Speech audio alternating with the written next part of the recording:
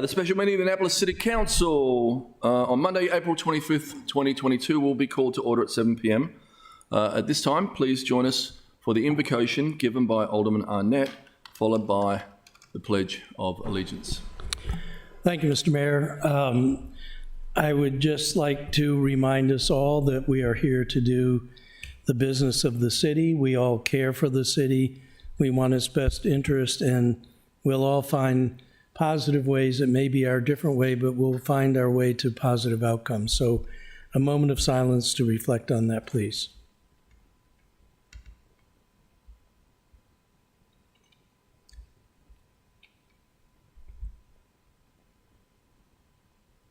Thank you.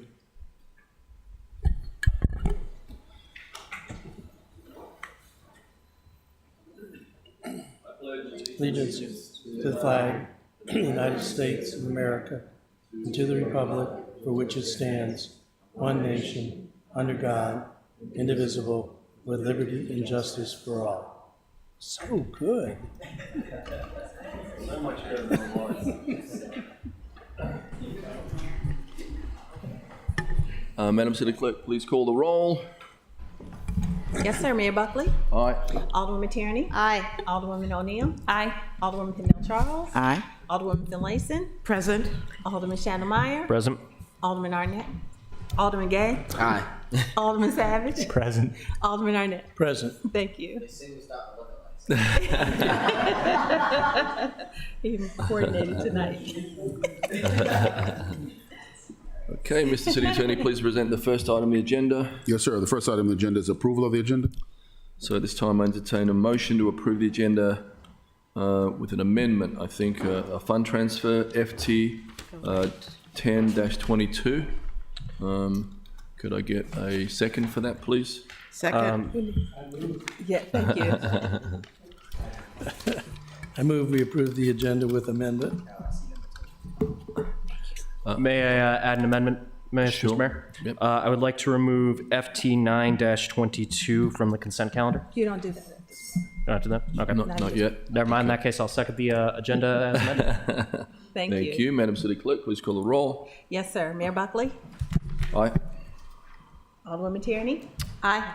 Alderwoman O'Neill? Aye. Alderwoman Pennell Charles? Aye. Alderwoman Finlayson? Aye. Alderman Shannon Meyer? Aye. Alderman Gay? Aye. Alderman Savage? Aye. Alderman Arnett? Aye. Thank you. Mr. City Attorney, please present the next item on the agenda. Yes, sir. The next item on the agenda is ceremonial items, and starting with a City Council citation to Watermark Cruises 50th anniversary. All right, all our Watermark people are here. Welcome. You want to come up with me? Yep. Just step. Alderwoman O'Neill wanted to be part of this because she was a big part of Watermark for so long, right?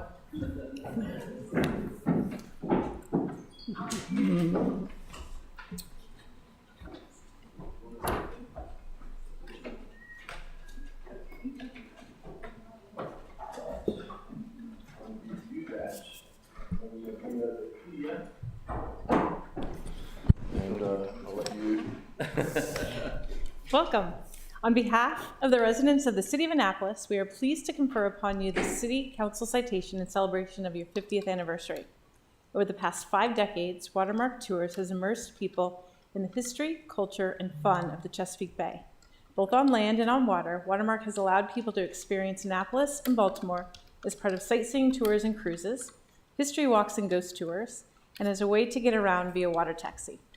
Both residents and visitors, Watermark Tours has become a key component to an authentic Chesapeake Bay experience. We thank you for lifting up and highlighting Annapolis's rich history with your award-winning team of captains, crew, docents, and period costume tour guides. Congratulations on 50 years of service to the community.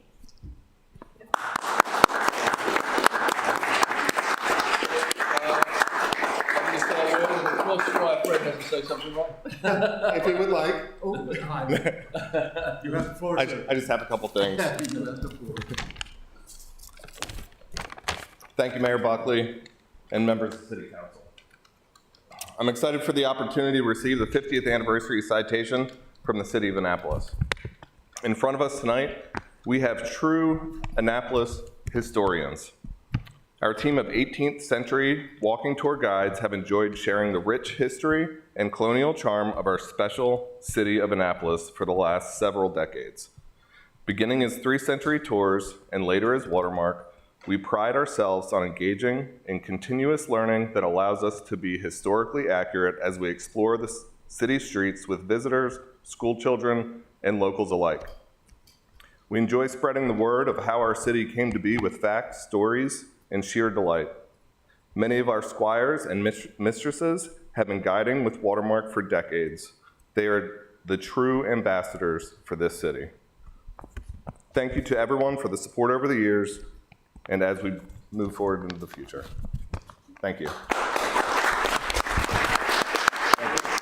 We can step back a little bit so you can get a good picture of everybody. Thank you. Get some councillors in. Can we have one town crier, please? Oh,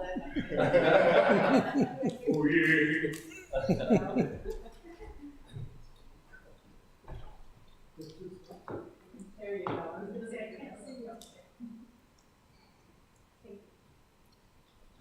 Thanks very much, everybody. Thank you so much. Thank you so much.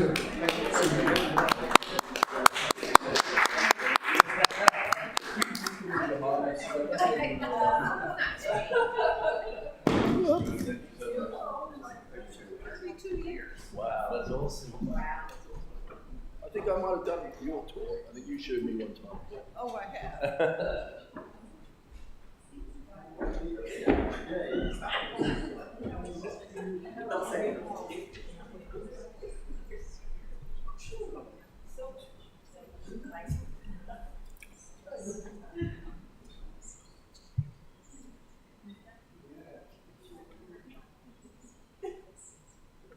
All right. Marty, please come forward.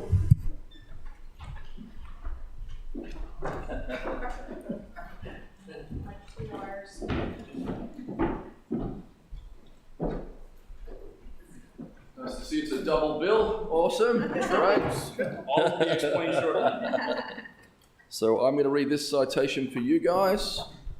On behalf of the residents of the City of Annapolis, we are pleased to confer upon you this City Council citation to commemorate the 30th anniversary of the opening of the Flag House Inn on Randall Street in downtown Annapolis. The house was built in 1879 as a duplex, and after a succession of owners, in 1992, Tom and Connie Teagan consolidated and modernized the property.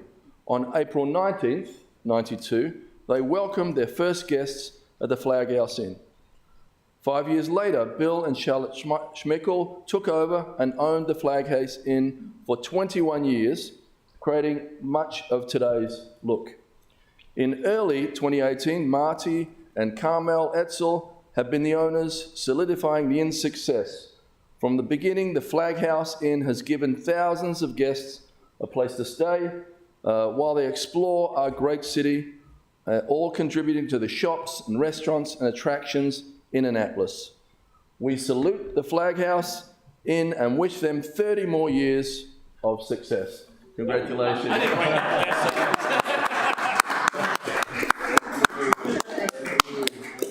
Thank you. Oh, had you read that? I'm sorry. So, Oh, gosh, no. do you want to say some words, please? We'll do a photo after you say some words. Yeah? has some words. Yeah, so thanks, don't need a microphone. Thanks, Mayor. We're on the TV channel. Oh, okay, all And I right. know you're a man of few words. So. Well, that's why I wrote it down so I would stay to a few words. Thanks, Mayor Buckley and City Council and the city. And just for a way of introductions here, we have all three generations of the Flag House Inn. Elizabeth is the granddaughter of Tom and Connie Teagan, who had built and established the inn by purchasing the second part of the townhouse. We actually spoke with other grandsons and family members the last couple of days. We actually spoke with Tom back in the summer. He's still alive and well at 94 years old and still going. Bill and Charlotte Schmickel are the ones that owned it for 21 years and did a great job with it. And Bill was already starting to reminisce about some of the things when he was over the house a few minutes ago on the way in. So they were really great, and they were gracious with the handover and really did so many great things with the house. So we're honored by the citation, and it feels somewhat fitting today being here alongside of Watermark, who celebrated 50 years in business. They're a great partner for us, and we've had many guests who have enjoyed all the great offerings of Watermark. And there's so many other great partners in town, too, that have helped us make our place so great because they provide a great experience. We can't just be a bed and breakfast and that's it. There's so many great things here about Annapolis. So tonight it's not about us. We're just the caretakers until the next owners come along. You know, it may not even be all that longer that we're the owners, so you never know. But tonight it's about Bill and Charlotte and the Teagan family who had built the Flag House Inn into the brand and the great lodging we're running. We've connected as recently as today with the descendants of the family that built the house in 1879. They're not nearby, but they're continuing to tell us some stories and send us some artifacts of the family that owned the house when it was built by a Welsh ship captain in 1879. So we'd also like to thank the city of Annapolis who provides such a great lifestyle. We'll be around this area for a long time to come, sorry. So thank you, Mayor Buckley, Councilman Tierney, and the city and everyone, and especially all of our guests who have made the Flag House Inn what it is today. Thank you.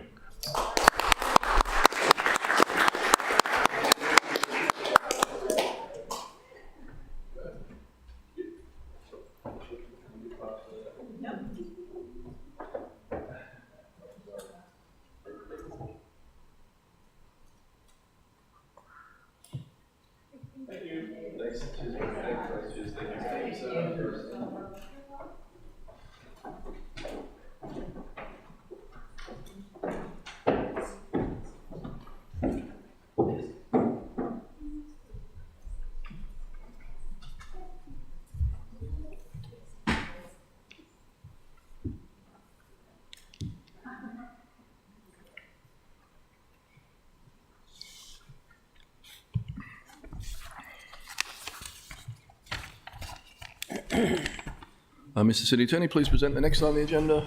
Yes, sir. The next item is petitions, reports, and communications, beginning with update from the mayor. Okay, good evening. Last Friday was Earth Day, and we had a full 2 days where residents got involved. We started with a tree planting ceremony at Georgetown East Elementary School. Then at City Dock, we had an event where Representative John Sarbanes announced a $300,000 planning grant for reimagining of our City Dock. The City Dock work is around a $40 million project. Most of it is covered by a concession payment from the Hillman, but every additional dollar we get from the federal or state government will help us get this across the finish line. A few weeks ago, at the end of session, the state announced $10 million in funding to support the project. I appreciate that our federal and state partners recognize the need for these resilience projects. Climate change is accelerating. It will be hard for cities like Annapolis to keep up with the necessary infrastructure upgrades. More important is how we pay for these projects.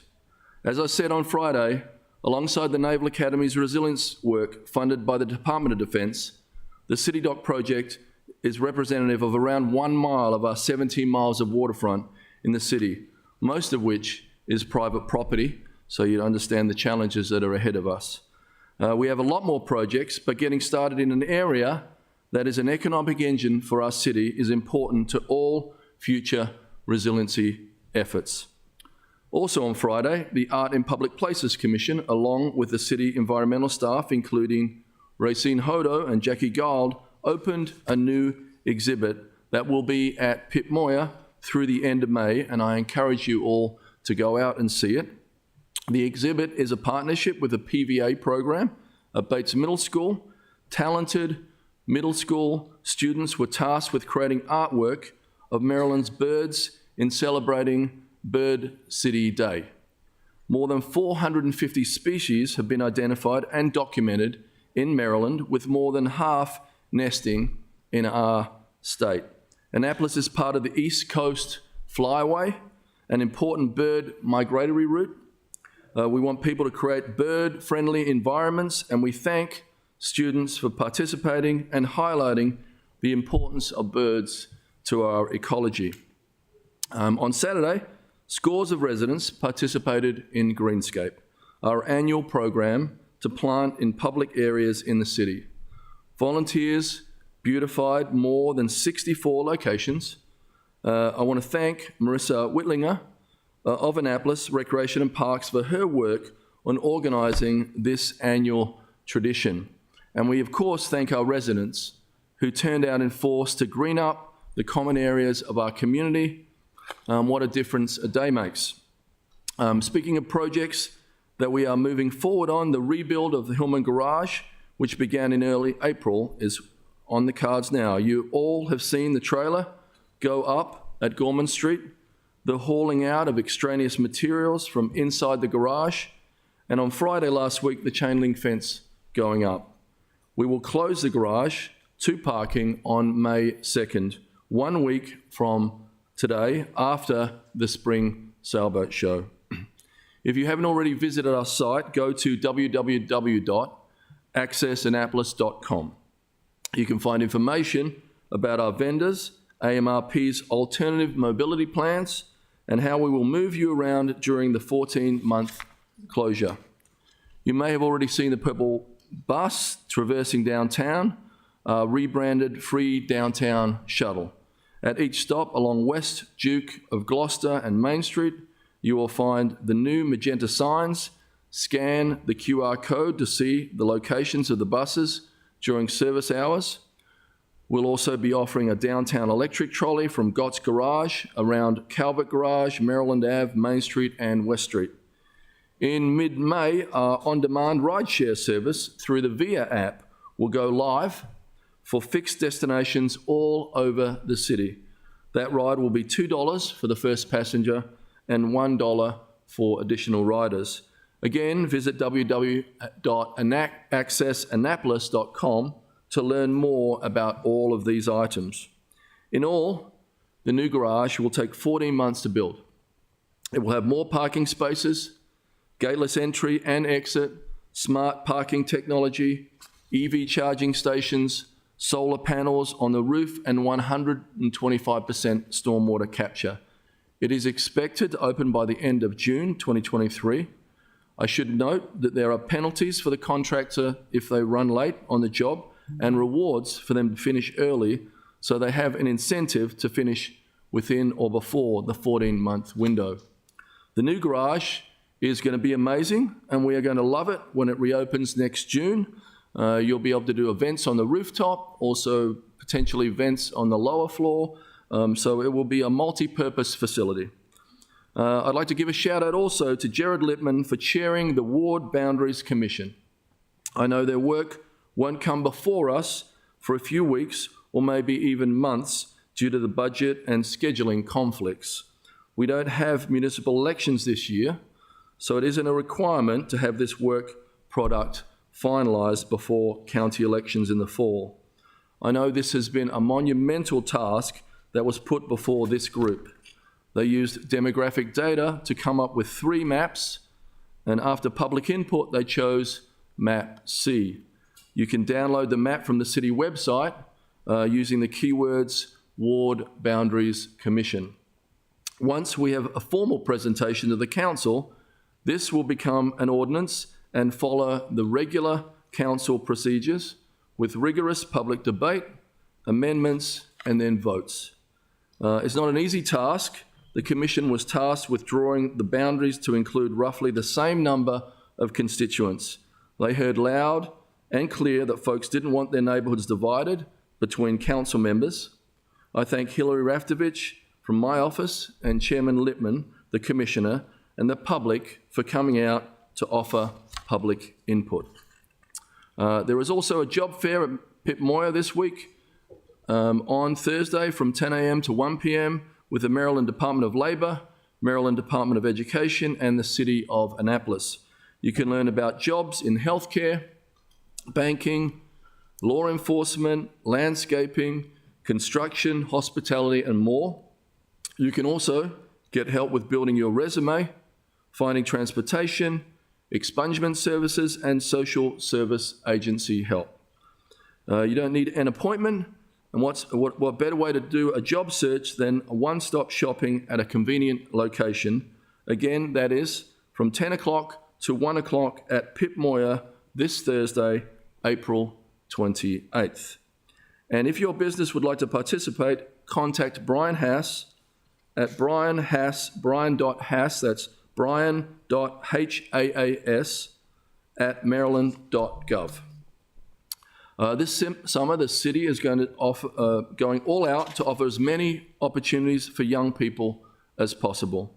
We will have a number of summer camps through the Recreation and Parks, and the sign-up portal on the Recs and Parks website went live at the end of March. But we will also be offering a number of camps through other programs, and for those who want to give their kids something to do but don't think they can afford camp, please reach out to our Office of Community Service. They will have reduced rates and pre-camp offerings for swimming, on-water activities, team sports, academics, and more. Summertime enrichment activities are good for our kids. It not only gives them something to do, it can expose them to their other areas of interest, expand their worldview, and have some fun. Speaking of summer fun, the Kenneth Ardan Municipal Pool at Truxton Park has an opening day of Saturday, May 28th. We are working to ensure that all children have not only passes to get into the pool, but free transportation to the pool this summer. We are working within the guidelines of the law to help support the Housing Authority in their efforts to open the pool this summer at Harbour House in Eastport Terrace. This pool facility is run entirely by Hacker, and they have indicated they do not have sufficient funding to open the pool this summer. We've offered direct financial assistance, which they are working with us to work out how we can get that done, but we have a lot of people coming forward because it's such an important facility. William Ralph and my staff is working to ensure that the funding and staffing is in place. It looks like we have support for getting the pool open with funding from outside organisations, including the Annapolis Police Foundation, thanks to Judy Bunsick, Charting Careers with Aaron Snell, and the Annapolis Department of Recreation and Parks under Director Archie Trader. We know that providing safe and fun and consistent activities for young people is a #1 priority. Children need recreation and a place to cool off on hot summer days. I talked a little bit about this last council, but it looks like the city's acquisition of the property that was once Carrs Beach, Sparrows Beach, and Elktonia is on the agenda for the Board of Public Works on Wednesday. I have assurances from the Governor that this is going to get a quick approval for the project open space funding totaling nearly $5 million. The city is kicking in $1.3 million to save this historic site, and the county an additional $300,000. This is a legacy parcel of land in our city. Once the site of a segregated blacks-only beach, Carrs was a stop for the likes of Ray Charles, Sarah Vaughan, Stevie Wonder, Ella Fitzgerald, Chuck Berry, James Brown, and a host of well-known bands and musicians of the era, making it the must-stop location at the urging of our own DJ, Hoppy Adams, an Annapolis legend. We have a diorama in the City Hall that tells more of the story of these panels. It's also available on the city website. You can get to it right from a homepage. I thank Governor Hogan and our state and county partners for helping us make this acquisition possible, and I look forward to celebrating on the site in the coming months. And lastly, we won't have another meeting until May 9th, and that is one day after Mother's Day. I want to wish my wife Julie a very happy Mother's Day, as well as the council members and Alderman Tierney, O'Neill, Pindell Charles, and Finlayson, our city staff, as well as all their mums. We love our mums. Mums are amazing. We want to give our love to all the mums that are out there watching. Thank you very much. And Mr. City Attorney, thank you. Yes, sir. Next item on the agenda is reports from committees. Alderman Tierney. Yeah, I'll go. The Finance Committee has been meeting and reviewing the fiscal year 2023 budget. We met today an all-day, an all 3-hour session with the police department. It went really well. Tomorrow, we will have a meeting at 10 a.m., and the departments presenting are Human Resources and the Finance Department. Thank you. Thank you. Alderman Finlayson.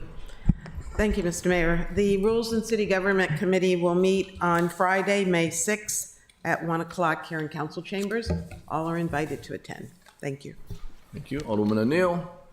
Thank you very much. The Transportation Committee will have their next meeting on Wednesday, May 11th at 4 p.m. in council chambers.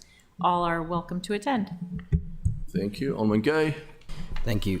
The Housing and Human Welfare Committee meets Monday, May the 16th at 6:30 p.m. Here in the council chambers. And also the Housing and Community Equity Development Commission meets this Thursday at 6:30 p.m., I think, 6 or 6:30. Check it out on YouTube, please. We're discussing some very, very important legislation. And then I also just wanted to thank a member of the Office of Law who will be leaving this week. Just send my thanks to her for helping craft 100 of pieces of legislation and ideas that I've had over the last 4 years. And so very appreciative of her work, and thank you for that. Thank you. Alderman Arnett. Thank you, Mr. Mayor. The Audit Committee will have its next meeting at the ungodly hour of 8 o'clock on Monday, the 16th of May, at which time we will be taking up the city's strategic plan. Alderman Schnellmeyer. Thank you, Mr. Mayor. Economic Matters will be meeting on Wednesday, May 18th at 6:30. Alderman Pendle Charles. Thank you, Mr. Mayor. This is a continuing update from the State of Annapolis Public Safety Address given at our council meeting on March 14th, which has resulted in instituting the plan Annapolis United, Love Our Children, Love Our Neighbors, Peace is Here, and Stop the Violence. Recreation and Parks Department, Love Our Children. I have a meeting scheduled with Mr. Trader on Wednesday, May the 11th, and I know in the interim, we will be meeting with our city manager as well to see about some more components to that. Office of Emergency Management, Love Our Neighbors, tornado update, specifically to address our renters who suffered losses. We've been working on that. My next meeting with them is Wednesday, April the 20th. Annapolis Fire Department, my next meeting with them is on Friday, April 29th. Annapolis Police Department, Stop the Violence. Had a meeting with them on Friday, April 22nd.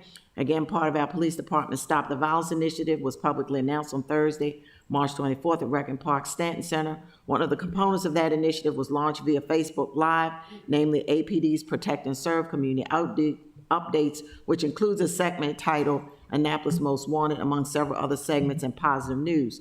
The second Facebook Live segment was held on Friday, April 1st at 1 o'clock at the city's command center, and the third one was held on Friday, April 22nd at the command center at 1. We're planning these Protect and Serve community updates bi-weekly. The next one is scheduled for Friday, May the 6th at 1 p.m. My understanding that a Ward 8 Town Hall meeting was held on Thursday, April the 7th, where public safety was discussed, and I plan to follow up with the Eastport Civic Association's president as well as Alderman Arnett. Participation by the APD at the Spring Forward to New Opportunities 2022 Job and Career Recruitment Fair hosted by the Maryland Department of Labor again on this coming Thursday, April 28th at Pitt Moyer Recreation Center. The mayor will be giving opening remarks and a welcome. Alderman Schnellmeyer's involvement in promoting reentry and the Building Trades Program, we've been communicating about that. Victim Rights Week was held today at Acton Park through the state's attorney's office, and we were there to accept an award in reference to our response to the Capitol shooting. The promotional ceremony for Annapolis Police Department will be held on Wednesday, May 11th at Pitt Moyer. The Ward 7 Town Hall meeting is Tuesday, May 10th, where I'm going to assume that public safety will be discussed as well. County Executives Interfaith Advisory Council meeting, will be attending that, which I have been over the past year and a half.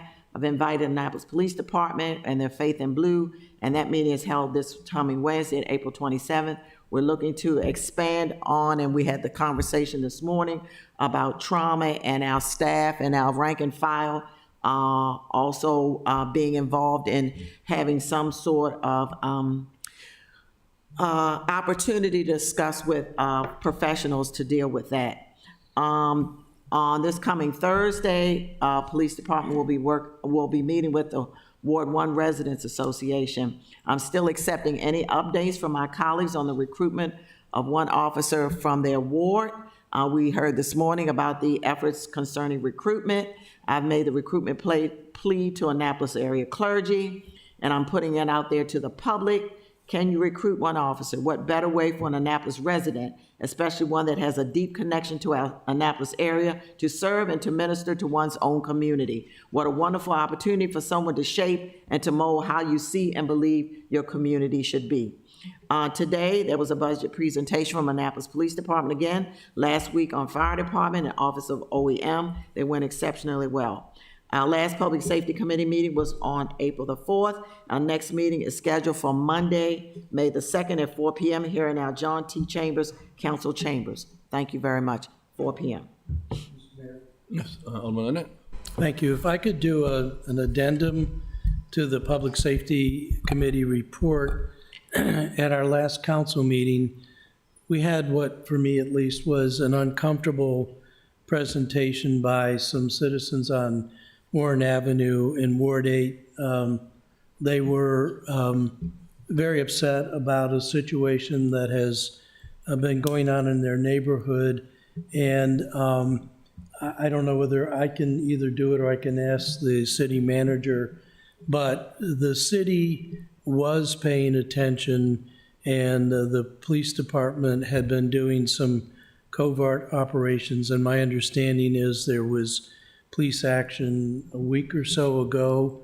And so I think it's important to let the residents know they were heard, they had been heard, and the city took some corrective action. There may be more that needs to be done, but at least there was a response to them. And I want to thank the police department and the city manager for taking care of that situation. Thank you, thank you, Alderman Arnett. From what I gather, there had been several months of covert operations going on that many were not aware of, and that's my understanding. So thank you so much for bringing that to our attention, and it's definitely worth noting. Anything else? Thank you all. Mr. City Attorney, next item on the agenda. The next item on the agenda is comments by the general public. Okay.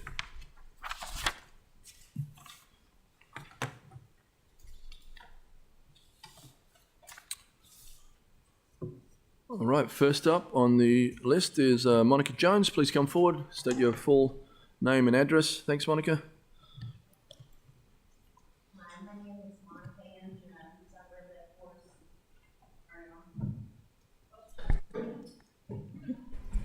There you go. So my name is Monica Jones. I live at 417 5th Street in Eastport. I wrote a letter to, in opposition of R 2222, and in case you didn't have an opportunity to read it, I'm going to read it to you.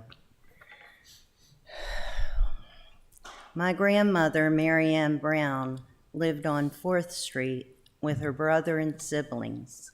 She met my grandfather, Alvin Jones, and he built a house for her and their new baby son, Alvin Jr. Alvin Jr. is my daddy. The house I reside in, 417 5th Street, has been in my family for over 86 years. A few years ago, the owner of 418 4th Street decided he wasn't making any money renting his house out to an electrical company. 4th Street was zoned in such a way that quiet business was allowed. We had a barber shop, laundromat, and several other small, quiet companies doing business on 4th Street. I received notice that a restaurant bar was, with zoning changes, etc., wanted to take that spot. The city allowed them to build bigger to accommodate a bar and restaurant with seats for 25 or so people and 8 parking spots. COVID came right around the time the brew pub opened, and the city decided to allow outdoor eating and drinking. Over the past 2 years, I have made numerous complaints to the previous planning and zoning director, to the Ward 8 councilman, to the Eastport Civic Association regarding the number of people in the parking lot and the noise that goes with it. The noise is deafening, and it is affecting every aspect of my life. I can find no peace whatsoever with the alcohol-induced talking, yelling, children crying, dogs barking. This occurs from 11 a.m. until they close, 6 days a week. I'm asked by people walking by my house and friends where the noise is coming from. It comes in my windows, it's in my yard, it's in my basement with earplugs in, with my windows shut, and with my air conditioner on. I am under doctor's care for stress and anxiety caused by the noise and disturbance at 418 4th Street. My last letter to Sally Nash regarding the noise was answered with, "The city will be ending this on November 1. On November 1, the city continued it. Now here we are again, allowing restaurants to expand outdoors effectively favors customers over everyone else. The city is choosing business and money over its residents. I ask that you not allow this to happen to Eastport." Thank you. Thank you.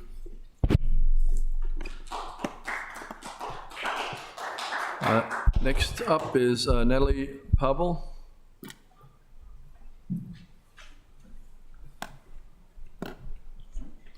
Good evening. Thank you for having us, too.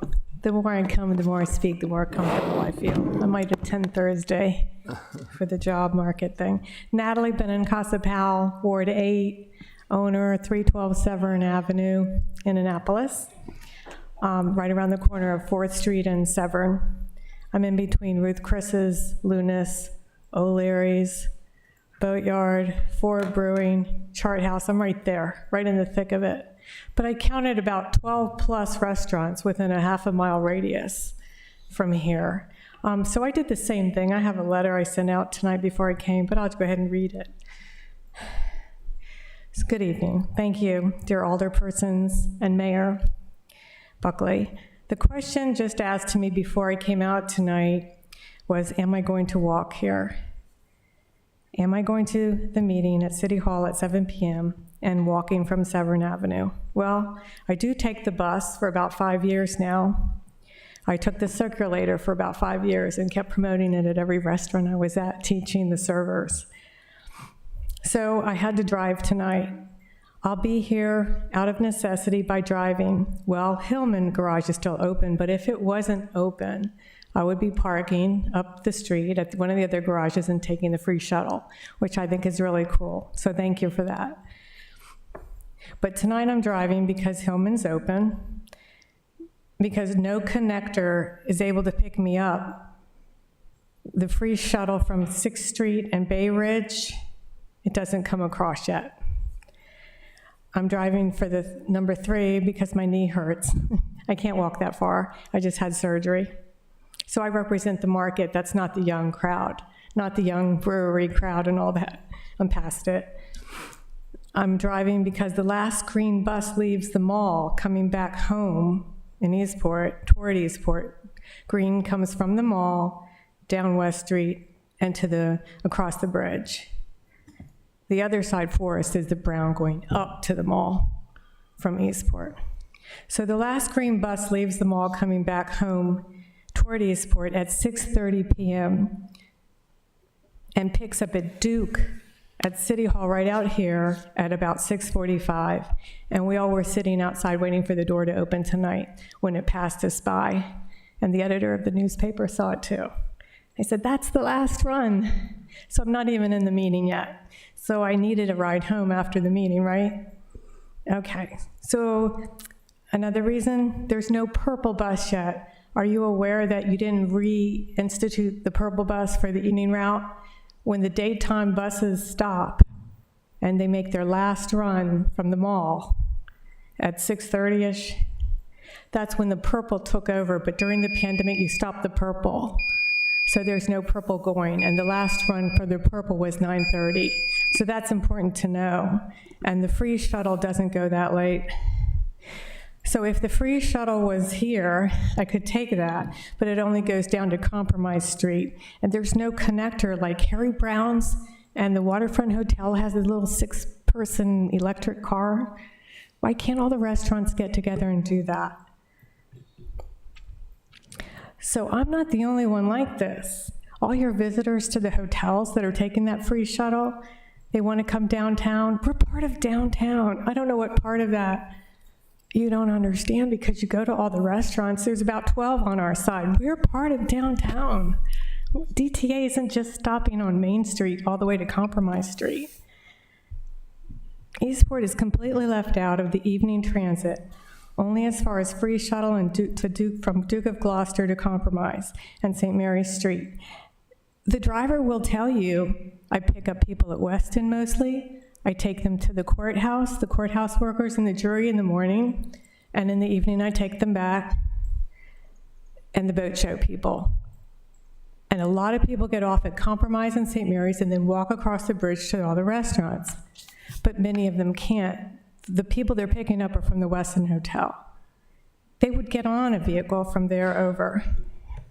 So to all the alderpersons, this all does not help getting vehicles off the street. People will still have to drive and use the parking lots. And walking, they won't do. And using transit is out of the question. This does not help the no vehicles left behind theory or the small town theory.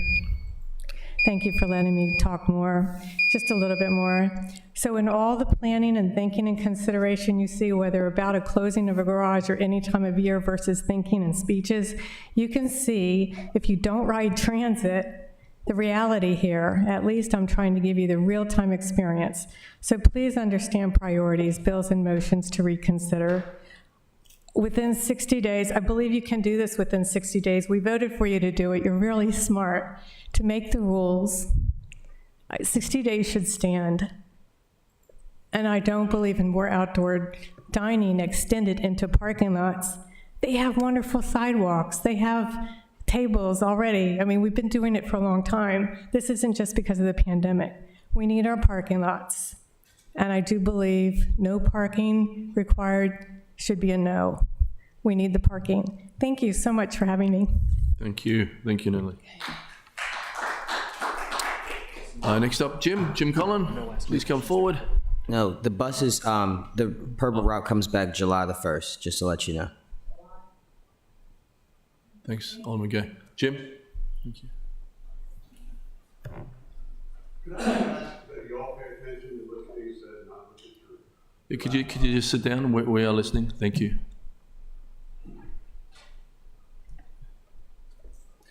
Good evening. I'm Jim Conlon, live at 413 Chesapeake Avenue, Ward 8.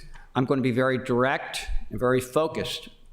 Bottom line up front, I believe, and I assume, we should assume that the residents of Annapolis expect a high standard of professionalism by our elected officials, our city staff, our office of law, and the mayor's office, and including transparency and accountability.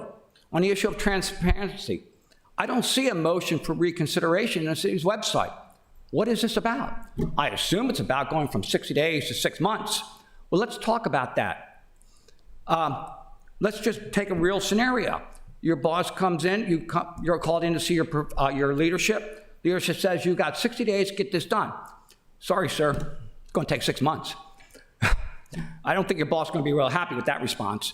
And your leadership is going to want from you a complete rundown of why it's going to take 6 months. An action plan. What are the events that are going to take place? Where's the PERT diagram? Where's the flow chart? Where are the timelines? Where is the action plan that requires 6 months? Simply saying it takes 6 months is ridiculous. You, as a supervisor, many of you run businesses. Would you expect that from your employees? We need 6 months. Sorry, sir, we can't do it in 60 days. Without justification written down, a game plan, something that your superiors can look at and say, yes, I agree with you, it takes 6 months. So tonight, if you're going to vote for 6 months, I would assume, as a professional, you're going to ask for a complete action plan of why it's going to take 6 months. That's all I have to say. Thank you for listening to me. Thank you, Jim. Denise Robinson, please come forward.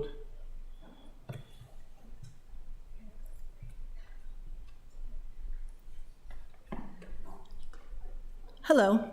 I stand before you tonight asking the council to say no to extending outdoor dining and no to removing any parking requirements within the city, especially Eastport, my home. I am sure the council has heard from the one alderman all about the book titled "And the Theory Behind the Cost of Free Parking" by Donald Choate. The theory: when a city removes free parking and minimums, people will ditch their cars and use public transportation. What needs to be stressed from his work, which is neglected to be told, and if you talk to people who study his work, it only works when municipalities have reliable and extensive public transportation. We don't in Annapolis. We don't in Eastport. Exactly what the city, more specifically Eastport, doesn't have is that transportation we need to get rid of our parking. The city stopped bus service to Eastport many years ago. The reasoning was it was too dangerous and too congested for Eastport, for their buses to make a turn. Yet you want to remove parking and add to that dangerous congestion, something you've put down in paper, in writing, in email, in testimony by the city. It is too dangerous, too congested from 6th to 2nd Street on Severn and Chesapeake. You've already stated that. The city is aware, yet you're going to say we're going to send more cars into that Eastport shuffle. That's what we call it. I have been on Chesapeake and watched school buses get stuck. I had to walk down to a policeman and say, hey, your key school bus is stuck. You've got 30 stranded students standing out in front of 222 Severn Avenue. That's a daily occurrence during the spring season and summer. Yet when Hillman goes down, it's going to get worse.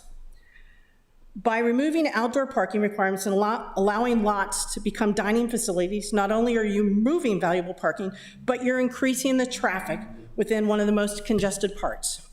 More tables equal more people, more drivers, more cars, more noise, and a reduction in our quality of life. The city refuses to address the requirement of more tables means the requirement of more restrooms. It means the requirement of more handicap parking. While Hillman Garage is down, the city would like people to use Gott's, Knight, and Park Place, the stadium. The problem with that is Eastport isn't close to any of them. 2.1 miles to the stadium, 1.4 miles to Gott's. Your city shuttle is going to drop them off. The nearest point to Eastport is 0.8 miles. I can't get people to walk 0.8 miles to a gym, yet you want them to park and walk 0.8 miles to a restaurant. They're not. They're going to drive to Eastport, and you're taking away that very parking they need.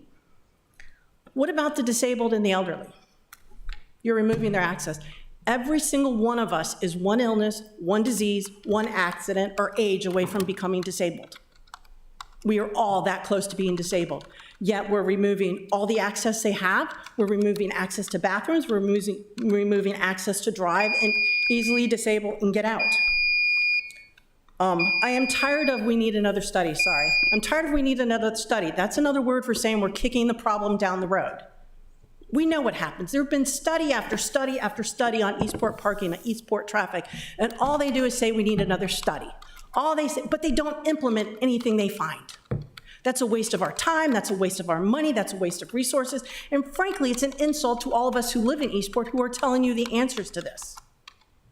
So what the city council needs to do is say no, and then come visit us who live in this nightmare of congestion. Come out Saturday, I'll pour you a glass of wine and we can sit there and you can watch the shuffle take place.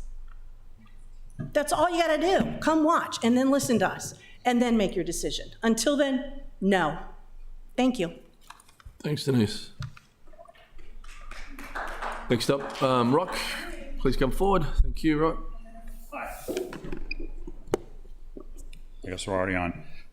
Rock Taves, 504 State Street, Eastport. Own Back Creek Books on Main Street.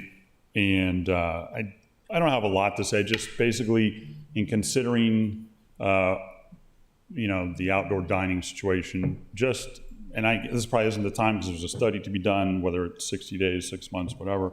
I would just, though, urge you all to keep in mind that just because something might be favorable to one category of business doesn't mean it's pro-business universally.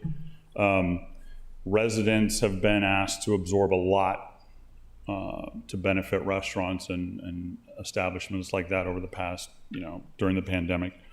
And other businesses have as well, actually. So we get impacted by a lot of this stuff too.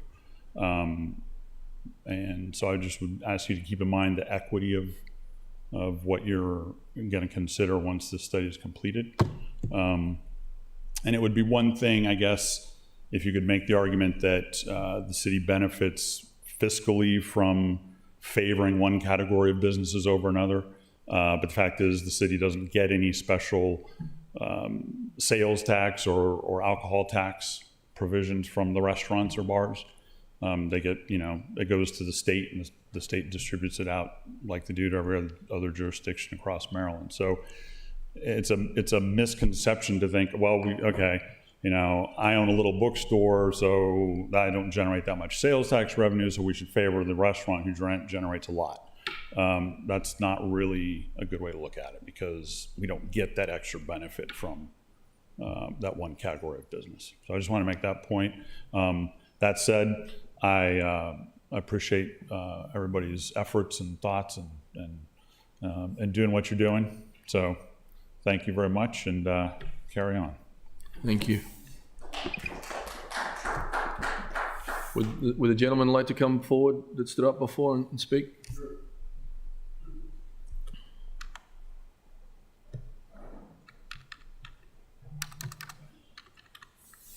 Please state your full name and address for the record. Thank you. My name is Frank Smolin. I live at 410 Chesapeake Avenue, between 4th and 5th Street, where the Eastport Shuffle occurs on a daily basis. Yelling, screaming, horns honking. It's a mess. The parking lot dining has been going on for a year. You know what? It's right in front of you. You know what is going on. You've seen it. Why do you need to study it? What are you going to learn? What are you looking for? What's your criteria? You haven't really said, what you're going to base your decision on. My fear is that at the end of the time period, whether it's 60 days, which I hope it's just 60 days, you're going to say, well, everything's okay. Let's make it permanent. I really think that's what is on the agenda.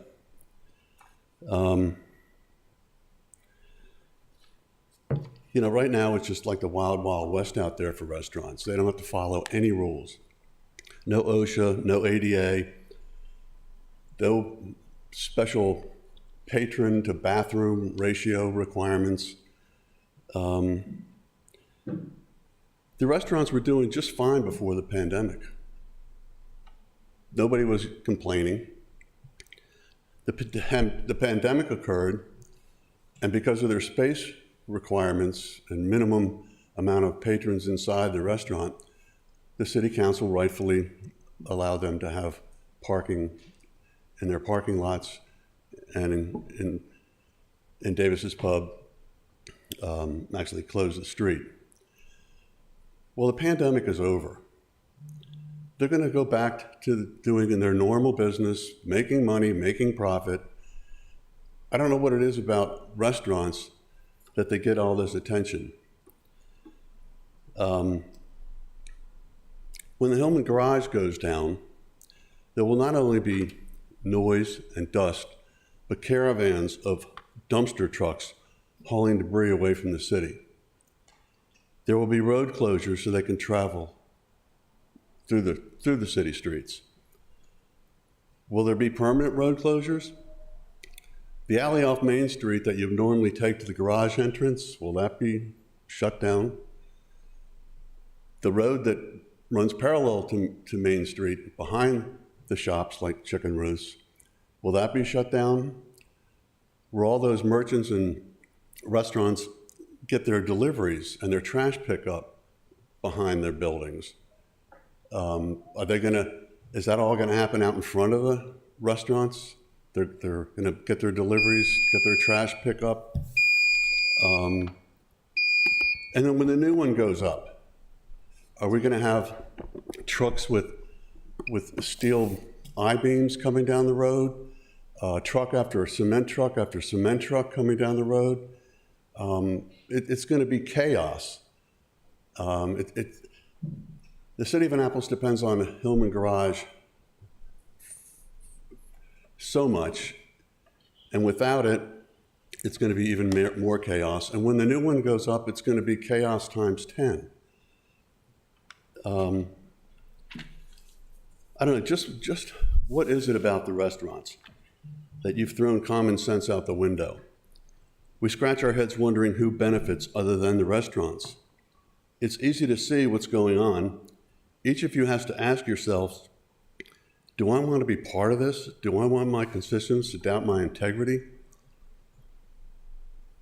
There will be a number of us sticking around to see how you vote. We'll be watching. And I'd just like to say that a lot of these Ward 8 comments, most of these people are from Ward 8, and why Ross Arnett has to sit there and peck away at his phone or tablet, I think it's really, really rude. It stinks. Thank you. The other thing is, Okay, thank you. I'm told historically that older people are allowed to ask citizen comment people questions. 2 weeks ago, Alderman Gray tried to ask Jim Conlon a question.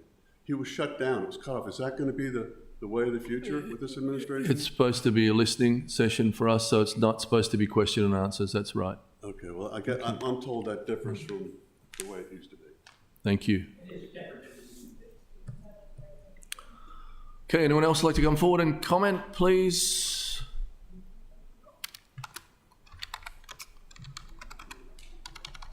Okay, I declare comments by the general public closed. Mr. City Attorney, please present the next item on the agenda. Yes, sir. The next item on the agenda is approval of the consent calendar. Mr. Mayor, before we approve the consent calendar, I'd like to remove FT-9-22. Move that to the back. Regina was pointing at me, so I wanted to. Mr. Mayor. I also want to remove, oh, wow. So we've got a motion and a second for that one. Can we put them all on one thing, or you want to do them separately? No, for the consent calendar is a roll call vote to approve the whole thing. Okay, so except for we're the one moving item. another thing, right? Yeah, geez, what did you? And you're just moving it to the back of the agenda, right? Yeah, just moving it to the back of the agenda. Okay, and Alderman Gay, you have something Oh to move yeah, to the back of the agenda? FT-822. What is it? FT-822.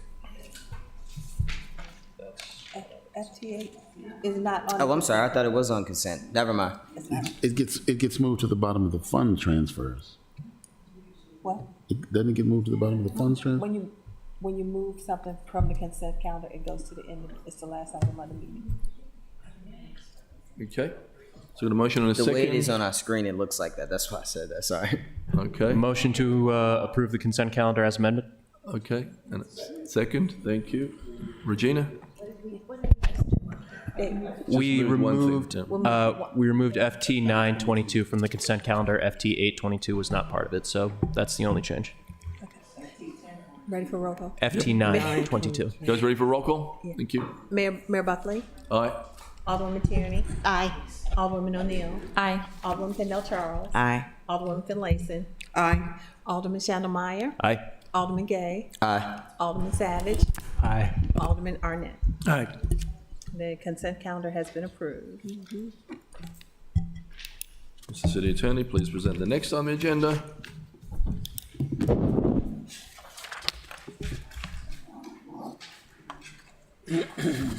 Yes, sir. The next items on the agenda, business and miscellaneous, beginning with supplemental appropriations, SA 2222, planning and zoning grant for $320,770. Could I get a motion, please? So moved. Second. Madam City Clerk, please call the roll. Huh? Okay, not a motion? Aye. Okay, all those in favour say aye. Aye. Aye. Opposed? Oi, oi, oi. Thank you. Mr. City Attorney, please present the next item agenda. Yes. Also, Alderman Gay. just thank our colleagues at the council for that. That's $300,000 that our hacker communities desperately need. And so just want to thank Stewart's administration for that. Thank you, Stuart. Mr. City Attorney, please present the next on the agenda. Yes, sir. The next item on the agenda is fund transfers, beginning with FT 822, Department of Public Works. Can I get a motion for FT 8-22? So moved. Yeah, it was. Second. Alderman Gay? Yeah, thank you so much. I just had a question, because I did attend with you the a meeting with pickleball versus tennis, which was very interesting, to say the least. But I'm concerned because this $83,000 on, and we've already invested a significant amount of money in the tennis facility, so I just would like a better understanding of what exactly additional is taking place. And also for the finance director. Yes, we did. Would moving the $66,000 from the Trucks and Parks Swimming Pool Fund clear out all of the remaining dollars? Okay. Awesome. Thank you so much. So this funding is, so the project's complete, and there was some additional cost to completing the project. There were some design issues and some unforeseen site conditions that drove up the price. So this is just to allow the contract to be closed out. It's not additional work beyond what's already been done. So when those concerns are taken care of, though, that we discussed at that meeting, will that come? That'll What come fund would that be? from separate funding. If there's additional work to be done, that'll have to be funds identified for that work. Awesome. Yeah. As to your question about the pool is complete as well, and there was some unspent funds in that pool project, so we're going to use those to finish up the tennis court. So it's like zeroed out after this? Okay. Yes, they're both done. They're both completed. Okay, awesome. Thank you so much. I was, look, it's budget season. I'm always looking for $1. Thank you. Thank you, Alderman Attorney. Thank you, Mr. Mayor. I think it's also worth mentioning, and City Manager, correct me if I'm wrong, that when Director Johnson spoke of this transfer, he did speak of implementing, new policy to ensure this type of situation, or try to ensure that this type of situation wouldn't happen again, as far as construction controlling costs. Yeah, I mean, that's part of every construction project. As you all know, you try and control costs. That's a very important part of it. These were things that were sort of unexpected, unforeseen kind of site conditions, a lot more moisture and groundwater than anticipated, and some design problems. Yeah. So yeah, you try to manage so you don't encounter those, but yeah, you still sometimes do, and that's why you have a contingency. What should have happened is that the funds should have been identified before the work was completed. That's, I think, where the problem occurred. It does appear that Director Johnson is doing sort of like this forensic analysis of these projects and lessons learned, and he's really on top of it. At least I got that sense at the Finance Committee meeting. I agree. If we do have something in the meantime, in between time, does it still have to go through the 6-month process, or can we still request, the review that he has, or can we request the funds and then it goes through the review? Or are you asking that we have it studied by the department and then request the funding? So the first step for projects is to do the project initiation study, so that we understand the scope and can put together a detailed cost estimate. And then the project would be placed in the CIP based on the information gained by that study. So the next one would be the next budget then, for opportunity staff? That's right, because the projects that have been studied over the last year are in the FY23 proposed CIP. Okay, great. Everyone, all those in favour say aye. Aye. Opposed? Thank you. Mr. City Attorney, please present the next item on the agenda. Yes, sir. The next item on the agenda is FT 1022, Department of Public Works. Could I get a motion for approval of FT 10-22? Thank you. A second. Any discussion? All those in favour say aye. Aye. Opposed? Thank you. Mr. City Attorney, please present the next on the agenda. A reconsideration of resolution on second reader, R 2222, pilot program to study commercial outdoor dining in privately owned parking lots. Is there a motion to reconsider R-22-22? So moved. Second. Thank you. Any discussion? Alderman Gay. I'll allow the sponsor to go first. Thank you, Mr. Mayor and Alderman Gay. So the motion to reconsider is multifaceted. When I first asked for this legislation, I asked for a year to study it, and the amendment was to go to 60 days. I think there's a misunderstanding. A study is certainly part of it, and it isn't only study of parking. In fact, my major concern is some of the unintended impacts on businesses.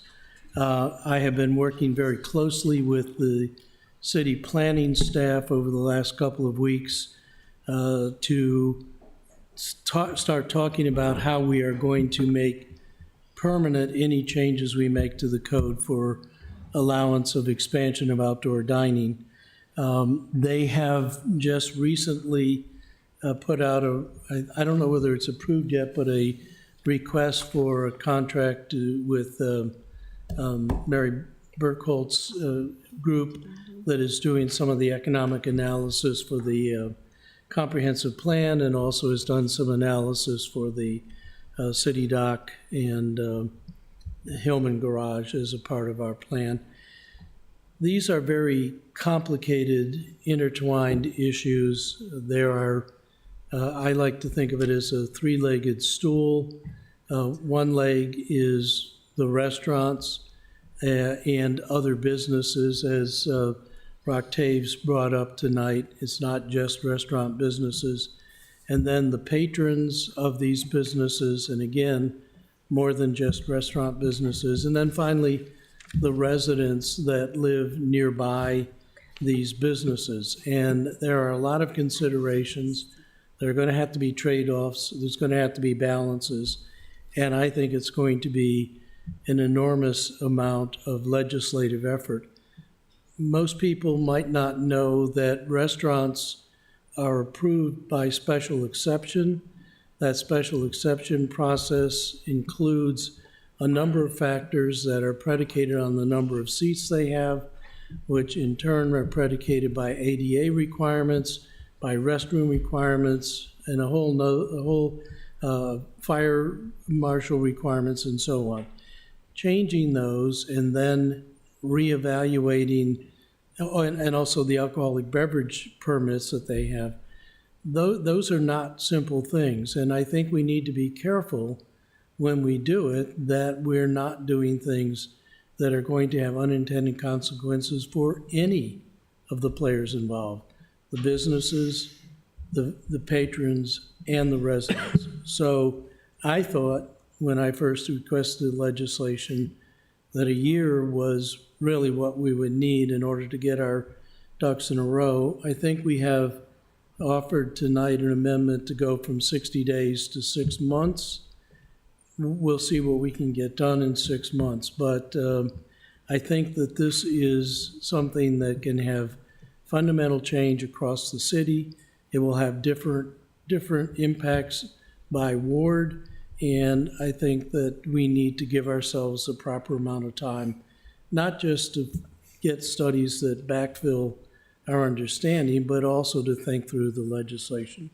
So that's why I'm asking for us to reconsider.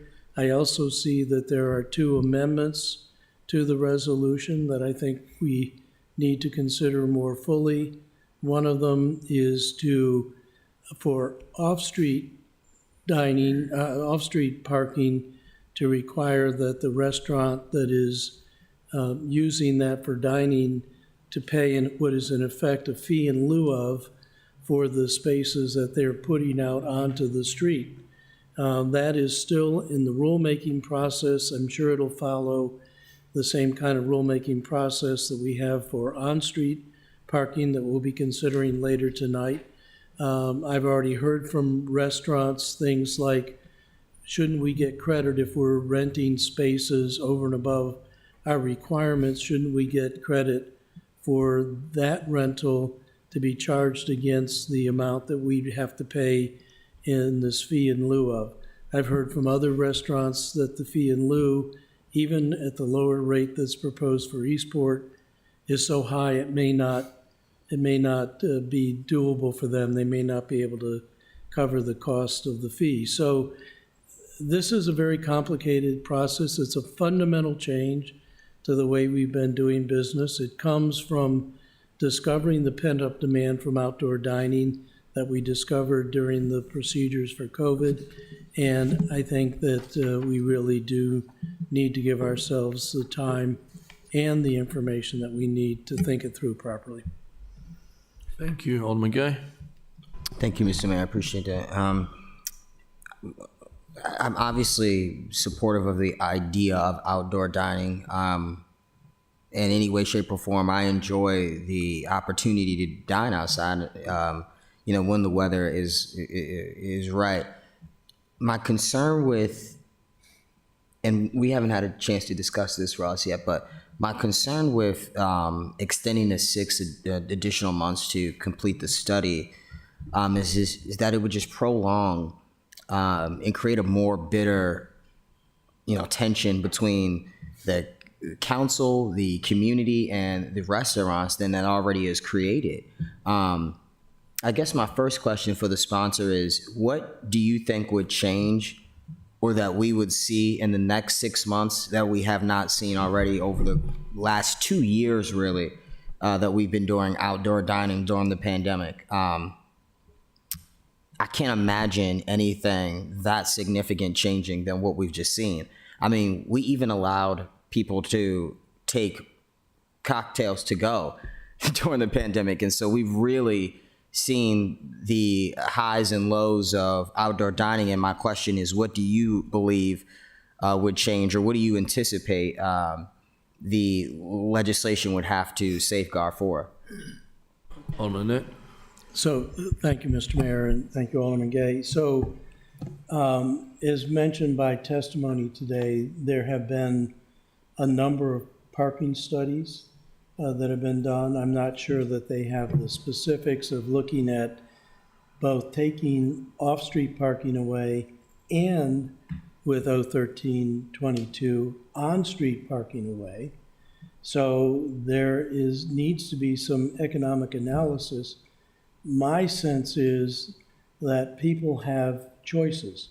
And when we take away convenient parking after they drive around the neighborhood, finally find a space, and if we implement the Park Mobile app and they have to start paying for that parking, they have to wait when they finally get to the restaurant for the amount of time it takes, sometimes 40 minutes, an hour. And then because there's excess demand on the kitchens, wait for a longer period of time for food. It won't take long for those patrons to go someplace else. Now, you can argue, I think correctly, that that's the marketplace at work. But I want to know, through the economic expertise that the staff is doing, what to expect from that fallout. And it could well be that it could provide relief for Ward 8 because everyone will go to Ward 2 for dining, and that's fine. That's the market at work. But I think we should understand those consequences. But study is only the first part of it. We have to go through major changes in our processes for restaurants to get special exceptions. They're increasing the number of seats. In one case, more than doubling the number of seats. In another case, for a big restaurant, increasing the number of seats by 35%. That's a big increase.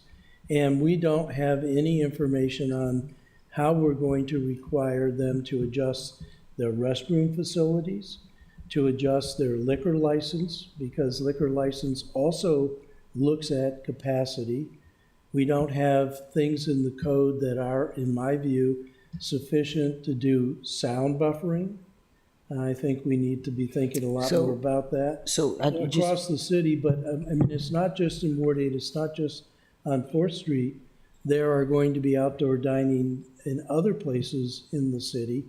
I would like to see us consider using the rules that we have in place for rooftop dining for all outdoor dining. But that's legislation that has to be put in place. Really quickly, because I mean, I obviously agree with you that there are issues as it relates to the traffic and the overflow. I've worked at 2 places. My old office used to be off of Chesapeake, and so frequent that block often, and what they refer to as the Eastport Shuffle is a real thing. You know, the cars are a mess, and so obviously that needs to be taken care of and handled, and I hope that through this Hillman Garage project, even one of the ideas that was considered tonight, there has to be some sort of transit to Eastport at this point. I think we're desperately asking for it. And so with that in consideration, I think maybe that will help alleviate some of the parking problems that were discussed. And obviously there'll need to be research done into that. But Ross, there are a gajillion other places around us that have outdoor dining. Why do we think that what applies to them doesn't apply to us? I mean, can't we just take the rules? Do you know what applies from them? Well, Have we Ross, looked at their you're citing basic things like the ADA requirements and the alcohol license requirements, et cetera. I'm sure those things exist for other municipalities. I don't think that it takes 6 months to do the research. What I'm fearful of is that the 6 months will expire and there will be something that you all have found in the research that would, delay again any, conclusion to this outdoor dining saga, which I don't think is that serious from the perspective of the rules and regulations. I think more time should be really put into the transit and parking options. And that's where I'm just having that. So one of the things that I heard tonight, and I have heard it before, but virtually every one of the speakers tonight were not focused on parking. They were focused on transit. And how are we going to make it possible for people that can't walk to get to these restaurants without overloading? So look at what we're doing to parking. We're taking away potentially all of the off-street parking that people have to offer, and with 01322, some of the on-street parking. One of the things that I know is being evaluated by Eastport Civic Association, Eastport Business Association, is the amount of parking that is available versus the number of consumer demands that are generated by the additional seats. I think that is going to tell us a lot about what to expect in terms of being able to meet the new demand from the seats on both parking and transit, and the impact of those additional customers on the neighborhood in terms of traffic flowing in and around the community and trying to find parking. So I think that we are far, and I can tell you in my conversations with the planning staff, they feel that there's an awful lot more that they need to look at before they can promulgate new legislation and new rules. Remember, rules are a subset, so we have to have changes in city code followed by promulgation of new rules and regulations. And we don't even have the rules and regulations process fully established. For example, I don't think there's much input for citizens in the rulemaking process, and I think we need to change that. I think there's a lot of work to do. Just one last point, Mr. Mayor. I just feel we could have done that during the pandemic is my point. I mean, we had a year of perfect trial and error, and I don't know what you expect to change. And then secondly, Mr. Mayor, how was the fee in lieu decided? I mean, I completely agree that a fee in lieu should be established. So how was that figure decided? And then secondly, is the fee in lieu able to be collected and maybe put into a special fund for transit to Eastport? Okay. Yeah, so exactly, if you're going to displace parking, you should pay into a parking fund so we can mobilize people to other parking assets. No? Mr. City Attorney? It's not a fee in lieu, Mr. Mayor. Yeah. It's a processing fee, application processing fee. I think we had to categorize it as a processing fee, Alderman Gay, so. Could I have a point of, could I have a point of clarification, whatever that's called? I need to know this. We're discussing right now the reconsideration to go from 6 weeks to 6 months, or are we talking about the amendment to do so? You are right. I was just trying to talk about this before we do the motion to reconsider, then we can talk through the amendments. Mr. Senator. Yes, the motion is to reconsider. Right. Right. That's it. That's it. There's nothing about the detail That's what I of the said, motion should be considered at this Because, point. more importantly, Just whether or those not- amendments are if the vote for reconsideration is passed, and then we talk about those amendments. You can talk about whatever you want to talk about at that point. At this point, you're just trying to get it back on the agenda. So before we vote, we will go to Alderman Savage and then vote. Thank you, Mr. Mayor. Yeah, so if this motion passes, we'll be starting from as the resolution as it was introduced without amendments. So we'll have to discuss those all over again. And I do have questions about those, but pertaining to the motion to reconsider, I seconded this because I do think we need to reconsider this and talk about it more. I don't think I said this at the meeting last time, but I did afterwards as I was thinking about this more, because I just don't think the 60 days is enough time, as Alderman Arnett alluded to. It's not enough time for a department to draft, new rules and regulations, especially when we're considering this is going to be we have a brand new planning and zoning director coming on board. Is it May 1st? Sometime early next month, I think, or mid next month. And he's going to essentially have 30 days plus or minus to lead this effort when he hasn't even really gotten settled in. And so I think that's a bit unfair on him. And I think we need to, I don't think it's going to hurt to give them more time. And so that's why I support the motion to reconsider. Okay, we got a motion. Oh, I was. Got a motion in a second already. Do you want to speak? May I say something? Yeah. Yep. As you know, I made this change last time, and I had to step back and think, Ellie, you're doing this because that's how you work. You have this sense of urgency.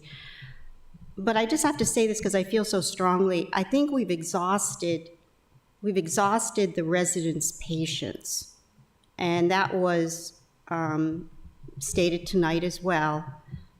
In their view, and I'm speaking of Ward 1 with the parklet situation, they have been visible now for 2 years, and we took the opportunity of the extension, the 90-day extension, to say, dining isn't going away. The outside dining is good. People like it, but they want to know that it follows the code and regulations. And we worked on that with the parklets, and we're almost there. And I don't understand why the same can't be done with the parking lot situation. But be it as it may, I really think of what you just said, Alderman Arnett. That's going to take a year, that whole thing. And that, it isn't fair. I mean, it's happening now. They're eating outside now. Hillman is coming down next week. There is stuff as the council we need to work on and get done. I agree with Alderman Gay. I'm not really sure what that study is going to do other than talk about economics of it and blah, blah, blah. But you look at it sort of like, what is the given with this equation? The given is outside dining is popular. So how do we make it work? How do we make it safe? How do we follow the code with what we have? How do we ensure that people are sitting down when they're eating? We have those rules already on the books. We have a sidewalk cafe code that's like overkill. And that's what I did with parklets tonight, is we just added that to that legislation. We have the tools to do this. The unfortunate thing is that it got all caught up in this whole legislation about waiving parking requirements. That should be separate. We're capable of doing two things at the same time, or at least I hope we are. But again, I sense the frustration of the residents. It is fatigue. And like any other city that has implemented outside dining, I see no excuse on why we can't get this done in 6 weeks. As it stands right now, it is overdue. Okay.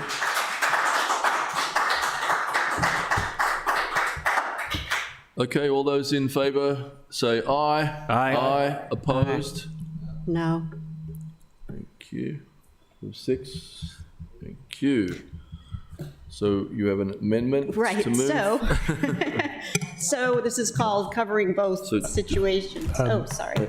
You just reconsidered it, now you have to adopt it on second reading, we have to start over. Okay, So sorry. I move on second reader. Second. Okay. All those in favour say aye. Aye. Opposed? Thank you. Alderman Tierney?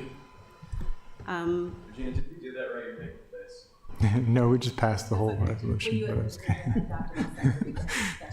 Our work here is done. Yeah, because you told me to. So, yeah. So we're going to move. You did move it on But second, technically, it just passed. Yeah. on second reading with no amendments. Yeah. Sure did. Right. So now what do you want us? What do you want? You told me to do that. So, Yes, I did. yeah. You did it correct. Yeah. But except for the all in favor part. Okay. Because the second was for discussion. Okay. So can't you, the majority, whoever's in the majority? You can move, we can move amendments now, can't we? You adopted on second reading? Okay. So let's reconsider. What do we need to do? Yeah. Reconsider. Point of order, I'm not. Yeah. For the Point of city attorney, I'm information. not sure how, I City don't know attorney. if you can reconsider. I'll follow your lead. reconsideration. Tell me. Yes. The last motion was out of order. The intent of the council was to redo this whole section and to, in second reader, amend it. So the motion to amend without the amendments is out of order. The intent of the council over the last 30 minutes was to amend it. So when it got moved, it was really honestly a mistake. So in my view, the council can reconsider this motion. It's now up for reconsideration on second reader, and now it's open for discussion. The motion was out of order, and the vote, of course, was out of order. Thank you, Mr. City Attorney. Thank you. So if anyone would like, now it's on the floor to move an amendment, maybe Alderman Tierney. Okay. Yeah. All right. I move amendment number 1. Second. Second for Okay. discussion. And The logic with amendment number 1 is understanding that there is this study. Meanwhile, there's dining, outside dining happening. The study would not prevent us from promulgating, I love that word, promulgating rules and regulations on the outside dining. And let me just back up before I get the, get the calls from certain people about this isn't my ward and all that stuff. As much as people say parklets are different than outside dining, outside dining in the eyes of restaurateurs is sort of the same. So if we're implementing rules and regs for parklets downtown, meanwhile, we're giving 6 months to figure out what we're doing in parking lots, I can tell you the restaurants are going to really hesitate to apply and pay and follow their rules and regs for parklets, knowing that this outside dining in parking lots is a different thing. As much as I've heard they're separate things, I'm just telling you, I just can anticipate this. So therefore, I introduced this amendment that said, get the rules and regulations out, as soon as you can. It looks like the next amendment even has an idea. And you can work on the study for 6 months, but you have rules and regs and they can be implemented prior to the study. That's what this amendment says. Why are you smiling? Did I just go full circle? No, okay. Okay, Alderman Savage. I guess my question for administration and city attorney would be, it appears that amendment number 2 from the administration would essentially overrule amendment 1. Is that right? Amendment 2 is an attempt to correct the problems with Amendment 1. Okay. And to put some definition and definiteness to the rules and regulations being promulgated. Amendment 1 did not include a fee. It cannot be called a fee in lieu. It is a processing fee based on the amount of effort it takes to monitor, inspect, review, process the applications. And that's done throughout the code in a lot of instances. Secondly, the language allows for the rules and regulations to be promulgated, and that the fee has a maximum. So if they determine that it doesn't cost as much as they thought initially, the administration can back off of it. But it does put some definite, there's a cap on the fee based on what we now know today. So it really corrects 2 things with Amendment 1. So in our view, Amendment 2 is what should be considered as some of the problems corrected for Amendment 1. So, Gavin and I got our signals crossed. After I just said all that, I think 2 is better than 1. As you said, it has the numbers. So can I withdraw number 1?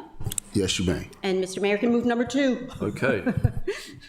I'm going to move, that's been withdrawn, so I'm going to move amendment number 2. Can I get someone to second that, please? Second. Thank you. And Alderman Gay had his hand up first, and Alderman Arnett. Thank you so much, Mr. Mayor. A couple of things. First of all, I just learned inter alia means like like what the good legal jumbo to keep into the mind. I had to Google that. So, but here's my thing. $4,228. I don't know where that came from. That was my first question. So a little bit better exclamation on that. As alluded to earlier, when we're talking about increasing or expanding options for outdoor dining, that is a significant increase to, patrons that come to your business. And so I was confused as to why the alderman suggested that restaurants wouldn't be able to afford a $5,000 application processing fee. Considering, to me, that doesn't seem significant at all for a restaurant that you can make $5,000 on a Saturday night. Well, I can speak to it from the restaurant. You don't make $5,000. Restaurants make 10% of $5,000. So if you did $5,000 of sales, if you're running your business well. So you think that, and I appreciate the expertise. And 5,000 is a big number, not for big restaurants. $5,000 is $5,000. It is significant. Any money that you have to take out of your pocket to give to anyone is significant. So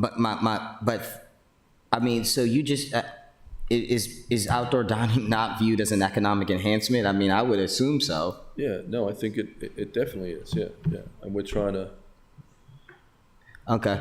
This is a Stephen Rice form that I didn't have anything. Yeah, no, it's fine. I support it. I want to actually be added as a sponsor.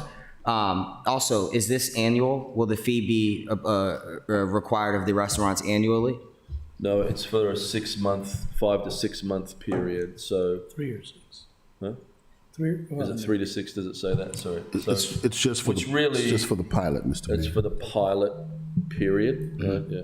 Maybe that's something that could be considered in the 6-month probation period, is that it could be annually, because I'm not understanding how we'll afford the transit opportunities that this money could provide us if it's not done annually. Otherwise, I mean, it could be just 1 year. You see what I'm saying? Does that make any sense, or? Yeah, I think when we form legislation around it, that should definitely be on the table. Okay, yeah, that's just, but I love the idea of charging the application process. So yeah, would definitely like to sponsor or co-sponsor this. Thank you. Me too. Thank you. Alderman Net. Thank you, Mr. Mayor. I would first note that just the confusion that we've had tonight is an indication of how truly complicated this is and how quickly we can make missteps or mistakes, if you will. I want to discuss with the city attorney why this can't be a fee in lieu of. In my sense, this would be a fee in lieu of providing off-street parking. So it is compensation for the fact that you're taking X number of parking spaces off street and putting it on street, and therefore you are putting a burden on the city, and it would seem to me it's entirely appropriate to call that a fee in lieu of, the same way we do with the Forest Conservation Act or any other thing. Echoing Alderman Gay's point, I just can't imagine a $4,000 processing fee, and particularly $4,000 every time you reapply to have this, whether it's a 3-month or 6-month. And again, I mean, once it's processed, it seems to me it's processed and it's pro forma. So I do think that there is a real, you can provide this as you agreed to in your special exception, you can provide this amount of off-street parking, or if you don't want to do that, you can pay us this amount of determined money for the cost to the community, the cost to the city, for putting that onto the public rolls and taking that use away from other alternative uses like people visiting neighbors or people visiting other businesses. So I think the parallels for fee in lieu are quite logical. So I don't understand why we can't do it as a fee in lieu. I would say in the 6-month period, we'll be able to apply that, what you're saying, right? So you're saying the 6-month peririd we'll sort that all out. Yeah, So that's so when just one more thing. As we Okay, formulate I'm good with that. legislation, yeah. I'm going to go to Alderman O'Neill, then Alderman Gay. Thank you. I have 2 questions. Can you tell me the process for how the $4,228 amount came to be? So that is economic development. Stephen Rice came up with that formula. So I'd have to get him to reach out to you on that. Okay. But Mr. Mayor, I can speak to that. Yep. In my discussions with Stephen Rice and Hope Stewart, their calculations were based on the cost to rent commercial space in various places throughout the city. Most expensive place downtown, almost $50. Someplace else in the city was $17. Eastport, they calculated it was $19. And so they're just looking at the relative value of renting commercial space. And I've made the point to them that might be a good proxy. We could start there. But frankly, I'd rather work the fee based on the scarcity of spaces, the demand for spaces, and I think that may be different than the demand for commercial rents.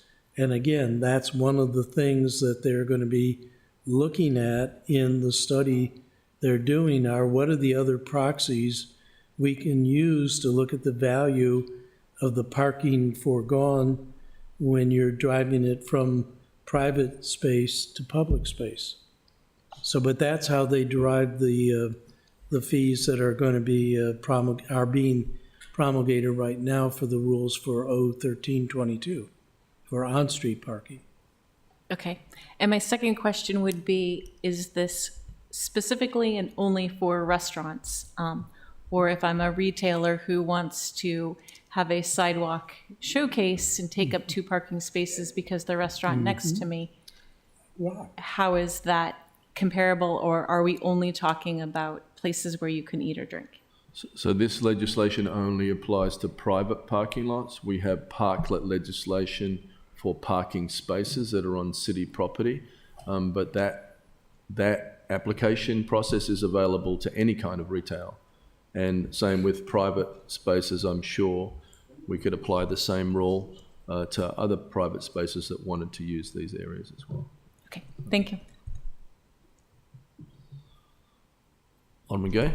Mr. Mayor, I appreciate the, because I don't want to hold this up. I have another quick, is it possible because you're saying obviously that the restaurants may not be making enough, and I'm obviously getting feedback now from every restaurant owner saying that they don't.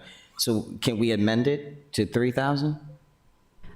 Because they're saying the cost of furniture to even do this is also excessively expensive, and I think the idea should be too cheap. though I thought it was, but they're saying it's too expensive, and so you got to trust the people that are in the business, right? And so in particular, if we want to make it annually, which I think it really should be. Well, I think that piece will come in the 6 months while we work the legislation out, Alderman Gay. So will they pay the 5,000? Say if this has been passed, so they pay the 5,000, go the 6 months, and then pay whatever we decide in the amendment. Okay. I think we're still working that piece out. Is that right? But I believe we should help with that. It's not because to exceed, but it doesn't have to be that amount. Okay. So, I can just say that over a 6-month period, if you amortize that out, it's not terrible, and that's going to fall similar to what a parklet's going to cost, I believe. Maybe the parklet might be. Oh, okay, so it doesn't even have to be paid up front. It can be paid out over the. That is to be worked out, Oh, God dang, I got a lot to work. Okay. Yeah.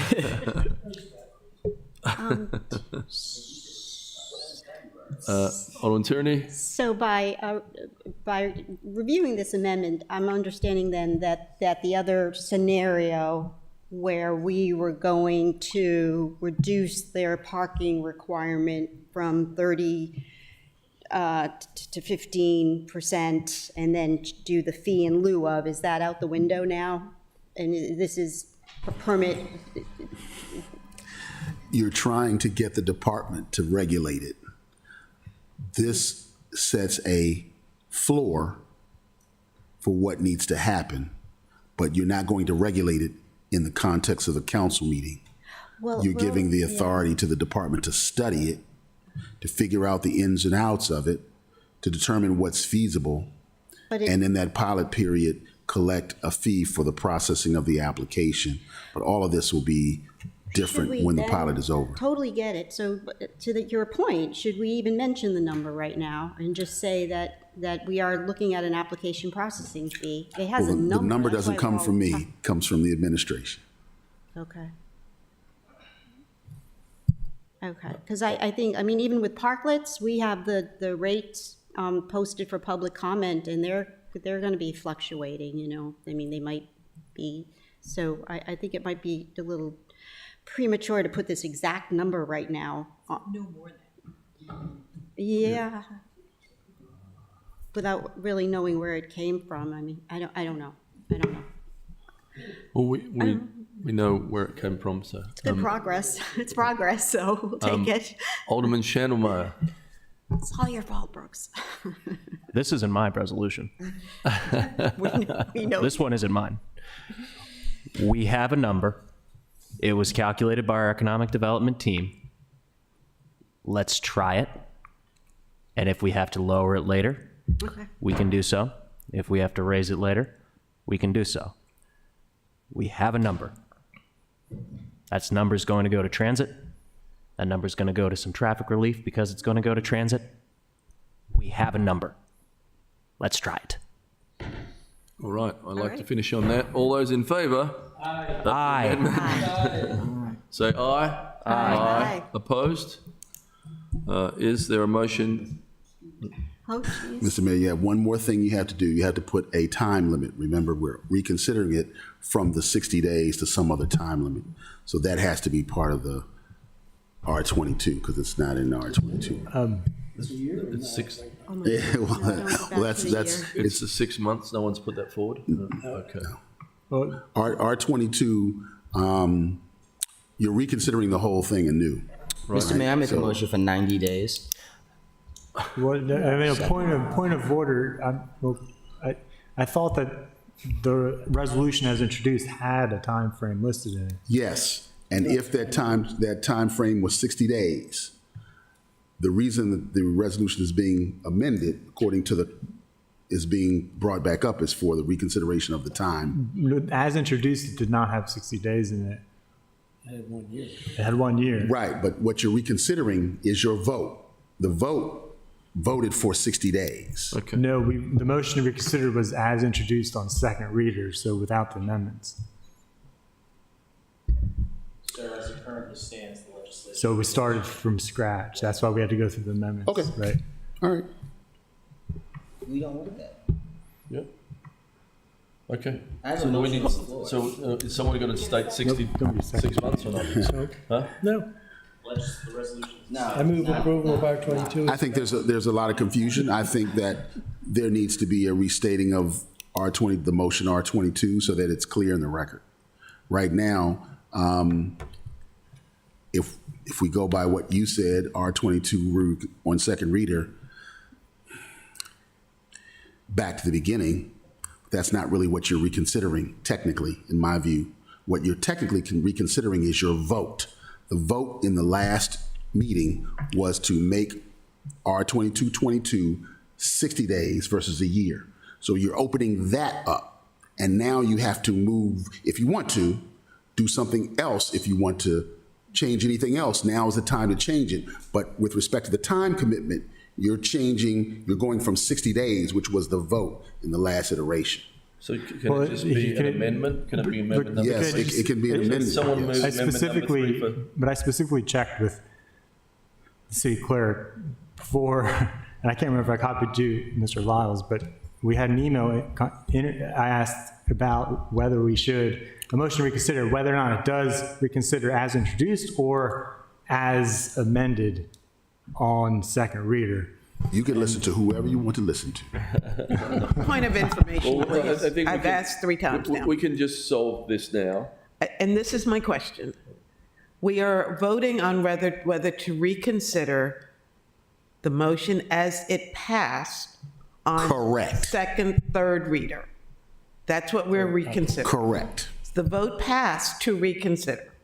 So now we're back to, I see Mr. Eldridge's hand up. Now we're back to the original motion, and we may change the amendment. You can do whatever you want to do. Pardon me? You can do that, yes. So now we can change the amendments. If I thought the assumption was that we were going to change the amendment to 6 months as opposed to the 2 months. That's what has been discussed. Now, either that is the amendment or we want something different, but let's make it clear that we're back to square one and we need an amendment. That's my view, Mr. Mayor. If we're talking about time, now is the time to do that, to be Okay, clear. so someone move a motion for 6 months. So move 6 I months. still need a point of information. Because I'm the one who originally made the, I wanted to the remove motion. mine. I'm still not clear. The reason I brought it up is because I thought it would be easier to start from scratch as opposed to reconsidering as amended, because now we have to make sure the amendments comply with how it was amended last time, how it was actually adopted. Here's your problem. The original R2222 in the record no longer exists. The only thing that exists in the record is as you passed it, which had 60 days. The year is gone. It doesn't even exist, like you never even thought of it, because the only thing that's in the record now, in the final analysis, is the 60 days. In my view, what you're reconsidering is that decision, because that's the only thing you decided on. 60 days. That was the decision that was passed. So you're reconsidering that. Given all of that, it really doesn't matter, because you now are in control of R2222, and you can change that to whatever it needs to be. It doesn't matter what your starting point is. It just matters now what your vote is going to be, what your motion second is going to be on the So I had So to time. move 6 And- months. So what's the starting point? Alderwoman Finley. It doesn't matter. You now have a motion for But we 6 can months. achieve what we need to achieve by simply doing what Alderman Arnett has just said. He's moved 6 months. And you Can I need get a a second second. on 6 months? This is amendment number 3. Second from Alderman Finlayson. We can discuss that if you want, because Yes. 6 months is where we're trying to get to. Right. It doesn't matter Any where you started from at discussion? this point. All those in favor of amendment number I'm 3? confused, but All those in favor of amendment number 3 say aye. Aye. Okay, so we have amendment number 2 and amendment number 3 have now passed. So is there a motion to amend R22 on second reader, -22 on Pass it second as reader? amended. To approve on second reader as amended? Yeah, Yeah, so move to approve it on second reader with amendments. as amended. Second. All good on that, everyone? Madam City Clerk, please call the roll. Sir, Mayor Buckley, Aye.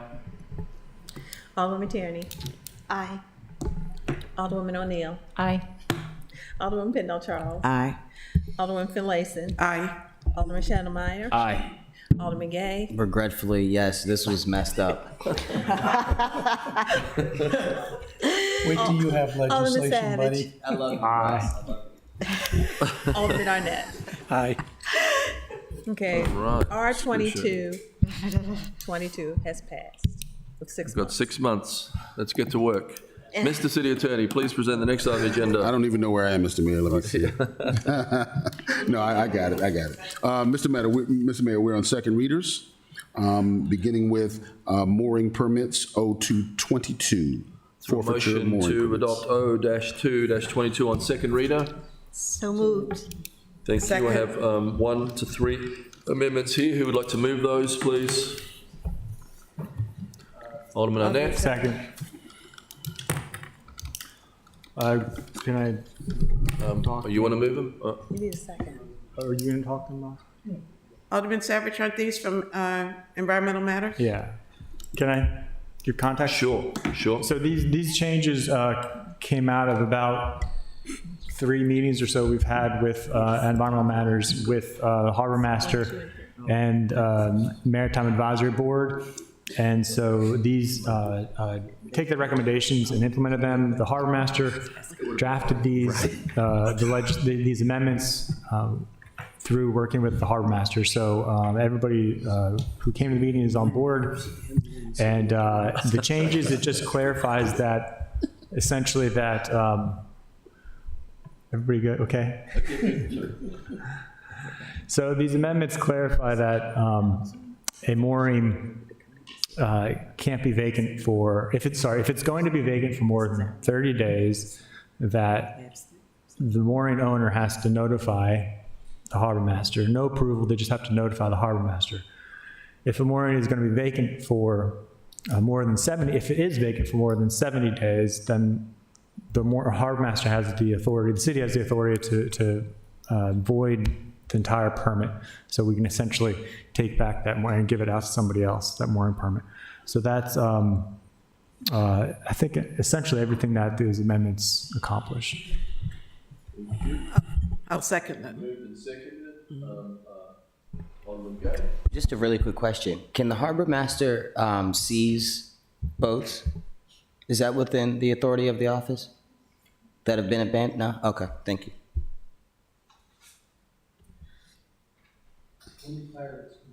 No. Or a privateer. All right, more discussion. All those in favour say aye. Aye. Anyone opposed? Thank you. This is not substantive. Mr. Mayor, we have tried to get some attention. Sorry about that. Thank you. Is there a motion to adopt O-22 as amended on second reader? Second. All those in favour say aye. Aye. Opposed? Thank you. Is there a motion to adopt O-2-22 on third reader? So moved. Second. Second, thank you.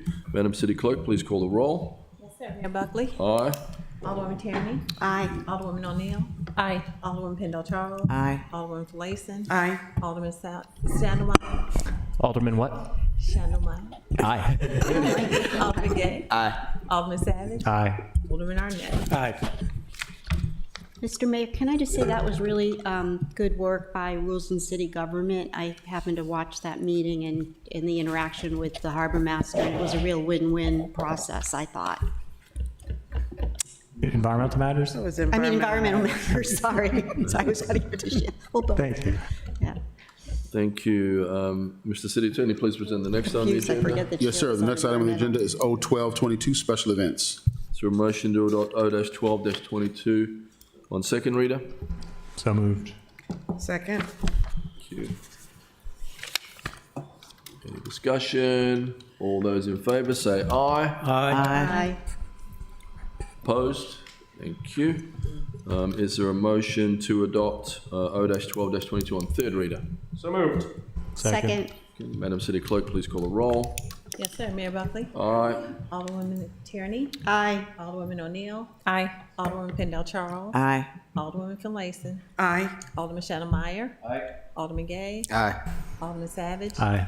Alderman Arnett? Aye. Mr. Mayor, if is the sponsor, I've already voted yes for it, I just said, because I think this is the intent just to streamline the process for special events? Awesome, thank you. Thank you. Mr. City Attorney, please present the next on the agenda. Yes, sir, Mr. Mayor. The next item on the agenda is O1322, sidewalk cafe defined. Is there a motion to adopt O-13-22 on second reader? Second. Second. Second. Okay. All those in favor say aye. Aye. Opposed? Is there a motion to adopt O-13-22 on third reader? So moved. Second. Madam City Clerk, please call the roll. Yes, sir. Mayor Buckley? Aye. Alderwoman Tierney? Aye. Alderwoman O'Neill? Aye. Alderwoman Pendle Charles? Aye. Alderwoman Finlayson? Aye. Alderman Sandelmeyer? Aye. Alderman Gay? Aye. Alderman Savage? Aye. Alderman Arnett? Aye. Thank you. Mr. City Attorney, please present the next on the agenda. Yes, sir. The next item on the agenda is O1422, debit card and credit card payments, convenience fees. So move. Second. Second. All those in favor say aye. Aye. Opposed? Can I be added as a sponsor to O1322 as well? Thank you. Thank you. Is there a motion to adopt O-14-22 on third reader? So move. Second. Madam City Clerk, please call the roll. Yes, sir. Mayor Buckley? Aye. Alderwoman Tierney? Aye. Alderwoman O'Neill? Aye. Alderwoman Pendle Charles? Aye. Alderwoman Finlayson? Aye. Alderman Sandelmeyer? Aye. Alderman Gay? Aye. Alderman Savage? Aye. Alderman Arnett? Aye. Thank you. Mr. City Attorney, please present the next on the agenda. Yes, the next item on the agenda is R1922, water service agreement, 1049 Chesapeake Harbor Drive. Is there a motion to adopt R-19-22 on second reader? So move. Second. Thank you. It's roll call. Madam City Clerk, please call the roll. Yes, sir. Mayor Buckley? Aye. Alderwoman Tierney? Aye. Alderwoman O'Neill? Aye. Alderwoman Pendle Charles? Aye. Alderwoman Finlayson? Aye. Alderman Sandelmeyer? Aye. Alderman Gay? Aye. Alderman Savage? Aye. Alderman Arnett? Aye. Thank you. Mr. City Attorney, please present the next on the agenda. Yes, sir. The next item is R2522, Bates Middle School HVAC renovation project, waiver of permitting fees. Is there a motion to adopt R-25-22 on second reader? So moved. Second. Thank you. You Any have discussion? co-sponsor. Alderman O'Neill? I just have a quick question from a constituent about the extent of the renovation project, and will that be taking care of the oil leak that's been happening? Sorry. I don't think it's related, Mr. City Manager. Yeah. I don't think it's related either, so no. They've got plenty of funding, and they have been trying to work on the oil situation, so this is a whole separate project just for the HVAC system. Okay, thank you. Alderman Savage? Yeah, and thank you to staff. I see the fiscal impact note was posted. permit fees are going to be 18,000. I personally, though, I'm not really in favor of this. I mean, I'm in favor of the project, but I feel uncomfortable waiving fees for the school district who has plenty of money. And this would be coming towards the city for other uses. I mean, they've got to do this work anyway. I don't know. I just don't think it's needed to waive it. Don't you love children?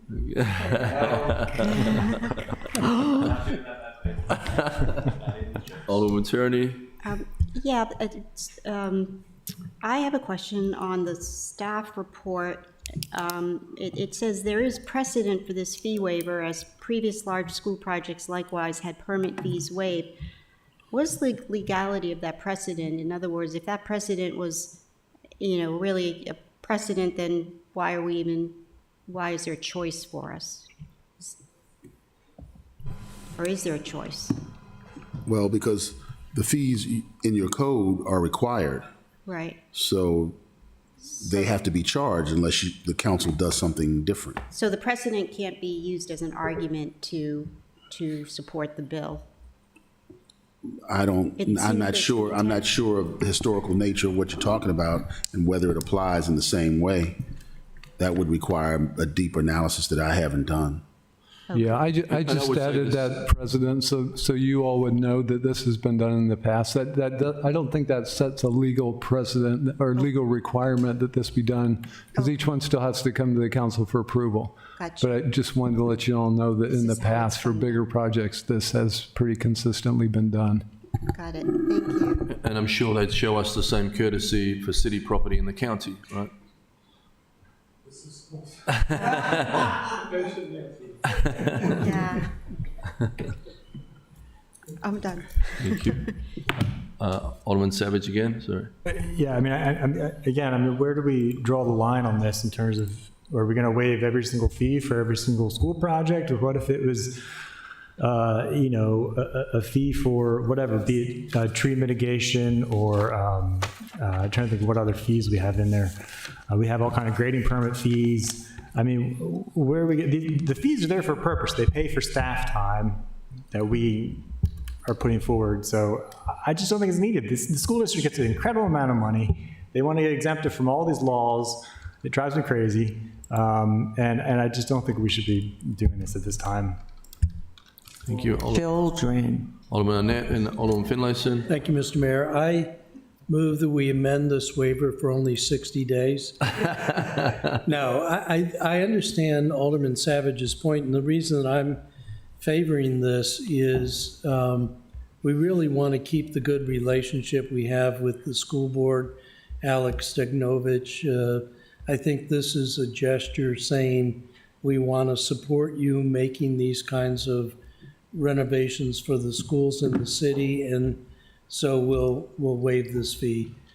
It's not a huge amount. I don't think it sets a precedent for waiving fees across the board, although we do waive a lot of fees, but I think this is something that helps maintain good relationships with the school board that we depend on very heavily for educating our children. Thank you, Alderman Finlayson, then Alderman Gay, then Alderman Pindell-Charles. Yes, thank you, Mr. Mayor. The school board is a partner. They educate our children, and while our tax dollars go towards the funding of our schools, we don't contribute anything other than that. We have a very robust education commission who keeps the Annapolis schools in front of the school board. And so this is a small gesture to let them know that we are partners with them. We don't have a dedicated seat on the school board. We don't have any direct funding to them other than, tax dollars that's insignificant. But so this is a gesture that I think we should maintain at every opportunity. Thank you. Thank you, Alderman Gay. Thank you so much. Really quickly, my question actually was for the chair or the Education Commission. And to the point you just made, and to the point that he made, I agree with him because 18,000, seems like pennies. And also to the point, if we're giving them this fee waiver, I would request that you go back to the Education Commission and ask them to write a letter to the school and say, look, we just gave you $18,000 in fee waivers. Pay for these field trips. You know, if you go to these Education Commission meetings, Georgetown East Elementary School, which is a school that's almost 85% African American, can't afford field trips. Tyler Heights Elementary School, which is 98% Hispanic, can't afford field trips. That's the abomination. And so we should be asking, you know, look, here's the fee. Go, you know, we waived the fee, now give them some field trips, you know, so. I'm kidding. I will do that. Alderman Gay. I was going to say, no, please don't make me do that, but you understand. Alderman Pindell Charles. I like that idea. And the only thing I was going to say is piggyback on what everybody else said. They're our children. Whether they live in Ward 8 or Ward 2 or Ward 1, they are our children, and this benefits our children. And of course, our Annapolis United initiative is love our children. Thank you. Thank you.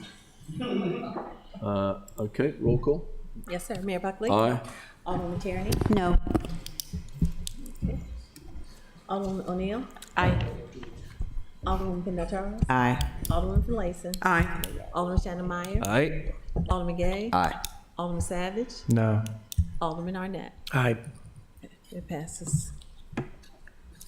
Thank you. Mr. City Attorney, please present the next item on the agenda. Yes, sir. R 2722, Annapolis Uprigging Maritime and Heritage Festival fee waiver. All right, is there a motion to adopt R-27-22 on second reader? So moved. Second. Alderman Neal. Thank you very much. I did have a question about the impact on the businesses. We very recently had Watermark Cruises in here. They do use that dock for their people, and I've been told that there's at least one wedding that is displaced from this. I'm wondering if waiving the fees is in our best interest, because of the impact that it has on the businesses that also use the city dock.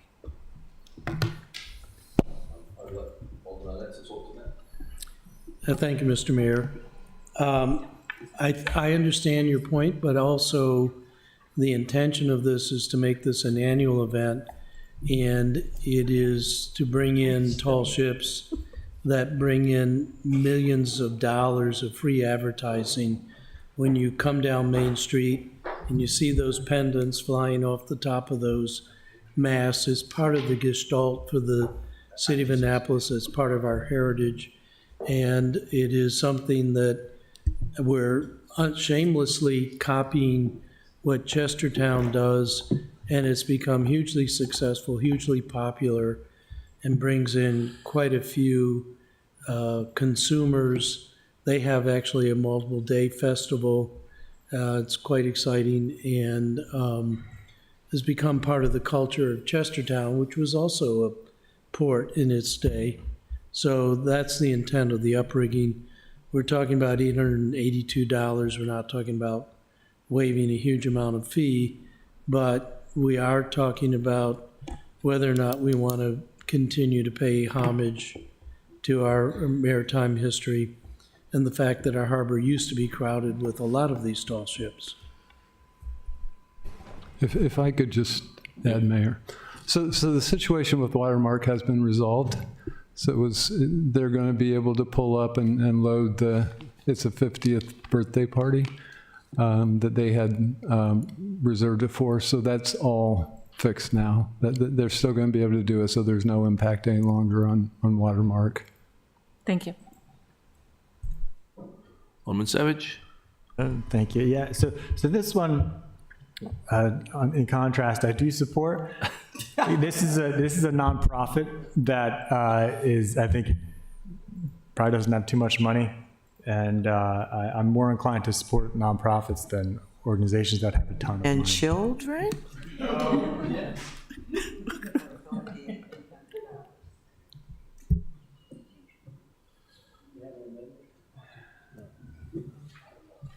Any other questions? So I'm going to move an amendment that I don't know what it is. That's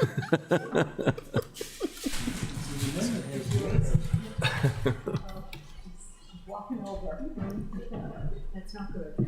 You're waiving the dock fees for the adventurer. Okay. And my amendment waives dock fees for the other boats that will be participating in the Uprigging Festival. Could I get a second? Second. Thank you. And that's about all I know. How can you vote against adventurers? Mr. City Manager? Yeah. Yeah, so the new policy for the long dock is that nonprofits don't pay fees to dock there. So it turns out that the only one that we're having to waive fees for, and I hate to say this since Alderman Savage just mentioned what he did, is a for-profit boat. So that's the only boat that's coming in that we have to waive fees on, because the others are nonprofits and they don't pay that long dock in accordance with our new policy. Which boat is that? Because I know the Pride took a bunch of people out this weekend. Lots of kids went out in the water this weekend. Adventure, okay. Alderman Shannon. Thank you, Mr. Mayor. So I guess I'm going to probably ask a similar question that Alderman Savage may have.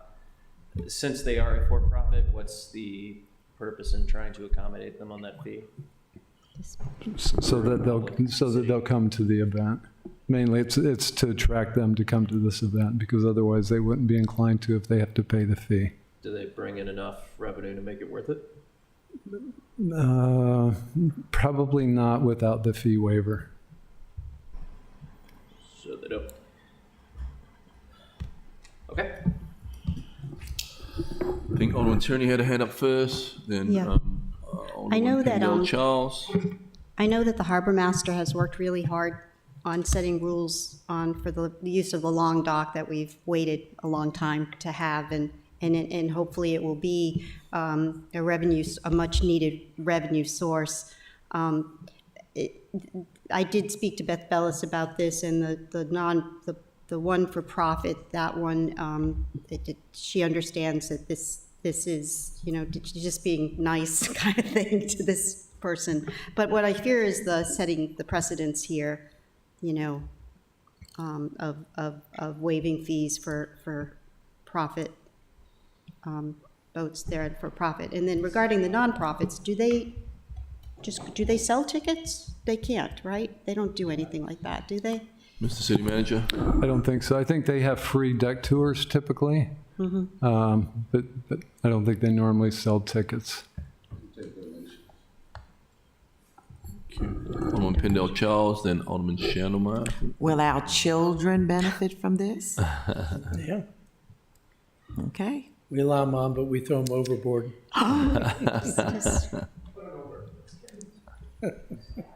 Thank you, Alderman Shannon. Thank you, Mr. Mayor. So this is going to sound like a bit of a 180 from my previous line of questioning. Going in through the amendment, it talks about how the Adventurer is a good example of workboats for watermen, so like oysters and crabbers, fishermen. Is the justification for that, like it shows a good living example of what used to be on the Chesapeake, and that's what we're trying to spin it as like an education thing, or?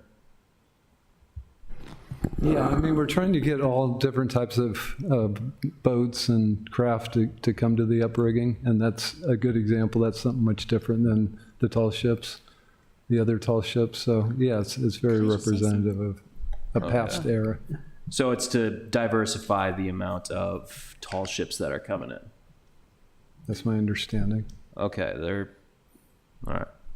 Thank you, Alderman Annette and Alderman Tierney. Thank you, Mr. Mayor. And I may be speaking to Alderman Tierney's point because I heard her ask the question. I think the overall grand plan is to make this an annual city event where we want to attract these boats.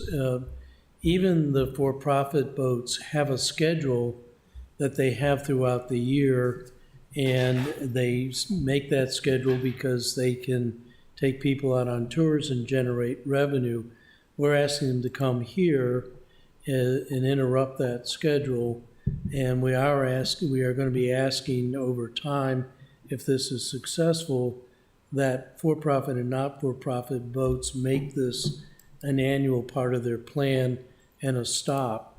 And so I think in fairness, it should be said, there is a notion behind this that we will be continuing to waive fees. They're not big fees, but it does make a difference to them. Alderman Tierney? I just thought it necessary to explain. I'm going to be voting no on this one too, and the reason is that I respect our staff. I respect that what they do. Our budget is, as you all know, is a high percentages is our staff. I don't think we should be in the business of presenting our staff as a charity. I think that they should be reimbursed for what they do, and we shouldn't be selective of how and why and when they should be. So I just wanted to explain my vote. That's all. Yes, ma'am. Alderman Gay? Yeah, I just have a quick question. I kind of asked this in the finance meeting earlier as well. And I love our city staff. Let me just say this first. I like, but my question, if for example, if I am hired as a planner and I'm making $150,000 a year, right? I'm just using this as an example. Okay, all right. Well, I'm the planner. I'm making X. I'm already getting paid if I come in to do the job. So it's not like the fees are directly paying my salary. Like, it's not like if we don't collect fees ever for these events, our city employees will never get paid. I'm of the mindset that if I've been hired by a job and they ask me to do something, whether they are collecting a fee or not, I'm getting paid, so I should do it. All the fees go into the general fund, which in turn pays for staff. In a way. But I mean, these are $800 fees. So, I mean, it's... Yes, it's fine. Yeah. Any other hands? All right, so all those in favor, say aye. Aye. Opposed? Is this on the amendment? This is the amendment, Okay. yeah. No. Opposed? Right, no. Just no. one? No, thank you. Okay. Is there a motion to amend R-27 on -22 on second reader? So moved. Second. All those in favor say aye. Aye. Opposed? No. What's this? Madam City Clerk, sorry. Been pretty fluid tonight, haven't I? I'm sorry. Madam City Clerk, please call the roll. Mayor Buckley? Aye. Alderwoman Tierney? No. No. Alderwoman O'Neill? No. Alderwoman Pendle Charles? Aye. Alderwoman Finlayson? Aye. Alderwoman Shandell Meyer? Aye. Alderman Gay? Aye. Alderman Savage? Aye. Alderman Arnett? Thank you. It carries. Mr. Oh City my God, Attorney, we're at the- please present the next on the agenda. What do we move? We are doing FT9. Yes, Mr. Mayor, FT 922 was taken off the consent calendar. Okay, would you like to move that? Do you have to move that, or? So moved. You need to prove it. And a second, thank you. Alderman Shandelmeyer. Thank you, Mr. Mayor. So this is, I wanted to pull this off because I wanted to explain and thank Steve Rice and Hope Stewart for the fantastic work that they've done on this. This is to implement a program called Economic Gardening in the city of Annapolis and launch a pilot program for it. What the principle behind economic gardening is as an alternative to economic hunting, where we will go and spend a lot of money to try and draw a new business to come into the city after putting all that time, infrastructure, and resources in, only to get it poached away 10 years later by another city willing to give a little bit more. We go to a bunch of our local entrepreneurs, especially in the stage 2 company phrase, and go, what do you guys need to create jobs, one job each? So you don't get the big fun ribbon cutting, but you get a significantly more sustainable way to grow your local economy and create jobs. I'm going to read one of the best statistics after the pilot program that was done in Minnesota, where program participants reported a 26% increase in full-time equivalent jobs and a 19% increase in revenue. So I brought the idea for this program forward to Stephen Rice and Hope Stewart, who identified some great Stage 2 companies in Annapolis to reach out to, and they will select 5 of them to be part of this pilot program, which will only cost us $21,450, and is a fantastic small bet to try and grow our local economy. And I really hope you all will support this because it was on the consent calendar and you were going to vote for it anyway. So just do it now that you know what it is. Thank you. If it goes down Call now, the you're going to question. regret that. Alderman Arnett. Thank you, Mr. Mayor. I do support this, and I did talk to Chris. Chris Gibbons. Gibbons, yes. I found him very fascinating. And the part I like about this is it's, as Alderman Chandemeyer talked about, we're not going out beating the bushes elsewhere. We're taking people who are already here and moving them to the second stage. And I just think this is a very smart way to do our economic growth and development. So I strongly support this. Thank you. Alderman Pendle Charles, Alderman Gay, then Alderman O'Neill. Thank you, Mr. Mayor. Alderman Chandemeyer, question. I'm looking at mostly everything now with an equity lens. What businesses will be proposed, or do we have a say in that, or will they be diverse? Or For the pilot program, the Economic Development team decided to focus on the maritime industry to go along with the recent maritime task force that we put forward. My goal is, when this program is successful, we expand it out to other businesses and other opportunities. I am generally in favor of this, but I'm hesitant in voting for it unless we have some diversity within these businesses. Is that an unreasonable statement to make or request? I have no guarantee on any of that. This is a pilot program. It is a small bet to try and grow our city's local economy that could have remained hidden on the consent calendar. But As your public safety chair, and we looking at young people and families to steer them toward success versus violence, I must look at that component. I have no guarantee of any kind of diversity lens on that. Again, this is just something that our economic development team has identified a few maritime businesses that have a fantastic chance at growing. By growing our local economy and providing actual jobs that can sustain people, we can take a pretty significant bite out of crime. Nothing stops a bullet like a job. Do you understand my point? Okay. Do you understand my point? I understand. Thank you. Alderman Gay. Thank you very much, Mr. Mayor. I'm very pleased that the Alderwoman mentioned that, because again, was generally very supportive of this, and you probably did more damage by putting it off the consent calendar. Weird. It's almost like if we forced equity. And we had this commission, we had the Maritime Task Force before us proposing that exact thing and theme, equity. And it escaped us. I don't think we had a chance to address it with that commission. And I don't think this will address it. But I support your efforts to provide economic opportunities for members of the community, because that is true. At the core of so much of the crime that we have are these, the lack of economic opportunity. I'm conflicted. I want to see the pilot do well, but I want to see it do well for everybody and for a diverse community. That's a big problem that I have. And I talk to Stephen about this and Hope about this all the time, is opportunities and diversity for businesses here in this city. I wonder if I walk up and down Main Street or the West Street block and we did an actual, I hate to use the word study, but maybe, on the diversity in our businesses, how would it be, what the results would be. So I would hope that, moving forward, we could just create some opportunities for diversity in business development and in job placement. Thank you. Alderman O'Neill, then Alderman Savage, then Alderman Pendle Charles again.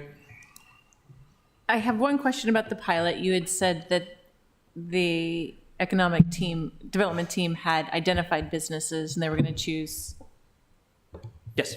5 to start. Looking through the lens of going specifically towards maritime, we don't know for a fact one way or the other whether it's all one type of business, it's a maritime business. I would just like to ask that at some point early in the pilot, we get a list of the businesses so we can kind of follow along to see as the pilot's going along. Is it a 2-year program? This is going to be a 1-year program. Stephen Rice sent me a couple potential businesses. I believe I also forwarded them to Alderman Arnett during kind of the prep process before I introduced him to Mr. Gibbons, the consultant from the Economic Gardening Foundation. I do not know what the process is after we sign the contract. Then he'll begin the outreach to the businesses and select the 5 from that. How the pilot's going to work is we will be hooking them up with basically free the city will be paying for consultation, market research, and other things that will help them compete and sell innovation in the modern business market. If the program succeeds, which again, based on other testimonials, I am confident it will, we can expand that out to other companies. We can expand it out to other maritime businesses potentially. We can expand it out to other industries, which I would also like to see. But this is just a pilot for a very small amount of money, and it's got such cool potential. Minnesota, 26% increase in full-time equivalent jobs. Thank you. I think Alderman Savage was next. Yeah, I just think we might be getting into the weeds on this. This is a fund transfer. And I obviously agree with the diversity goal, but that's not Alderman Shannemeyer's call. That's not. I mean, that's something that's up. Staff's going to be implementing this. I think it'd be more appropriate. I think we have to a certain degree, have faith in our staff, diverse staff, that they're going to be taking those things under consideration. If we want to direct them further, we should be passing a resolution to say that, but not necessarily just for this program. But because we didn't bring this up when we approved the fund transfer for the tennis courts to make sure that the contractors hired are going to be diverse and so on. I just don't understand why we're doing that for this. It's not our role to do that. We can say maybe to staff. We hope staff can look at that, but we're approving money for staff to use, not for Alderman Shannemeyer to use. I mean, no offense. It's a staff thing. Alderman Pendell Charles. Thank you, Mr. And then I Mayor. think Alderman Gay. I didn't see. Then Alderman Arnett, and then Alderman Gay. Is this available to nonprofits? No, this is a for-profit type of deal. We are trying to give this to stage 2 businesses so that they can turn a profit and grow. I'm really conflicted. As you all know, I guess you've heard and it circulated, I'm going to be proposing a piece of legislation concerning equity. There have been at least 5 or 6 instances that have come up, and Alderman Savage is aware of the one about the trees that we had last year, and some other matters that even Alderwoman Finlayson and I were involved in some planning and zoning meetings. I've been here a long time, and I have to look at myself every day in the mirror and determine what is worthy or worthier. On its face, I have no problems with it, but I have to look at it from a certain perspective, and I applaud you for this, and we've talked about it before. Frankly, I didn't think of the question until I sat here and thought about it more and more and more. If there was an opportunity to amend this, I would add an amendment that we look at this carefully. I am hopeful that Mr. Rice and Ms. Stewart can really dig really deep and find some sort of diverse opportunity. I think that's extraordinarily important, especially as your public safety chair. I'm taking a critical look at as many things as I can take a look at. But I understand what Alderman Savage is saying, but I'm coming from another perspective. I have to look at it like that. And I think Alderman Gay has opened our eyes up to many things, especially when we started talking about the garage. And I think that's kind of a pivotal moment in us looking at our own city. Our city has not been kind over time. And I think it's our obligation to look at that for many reasons.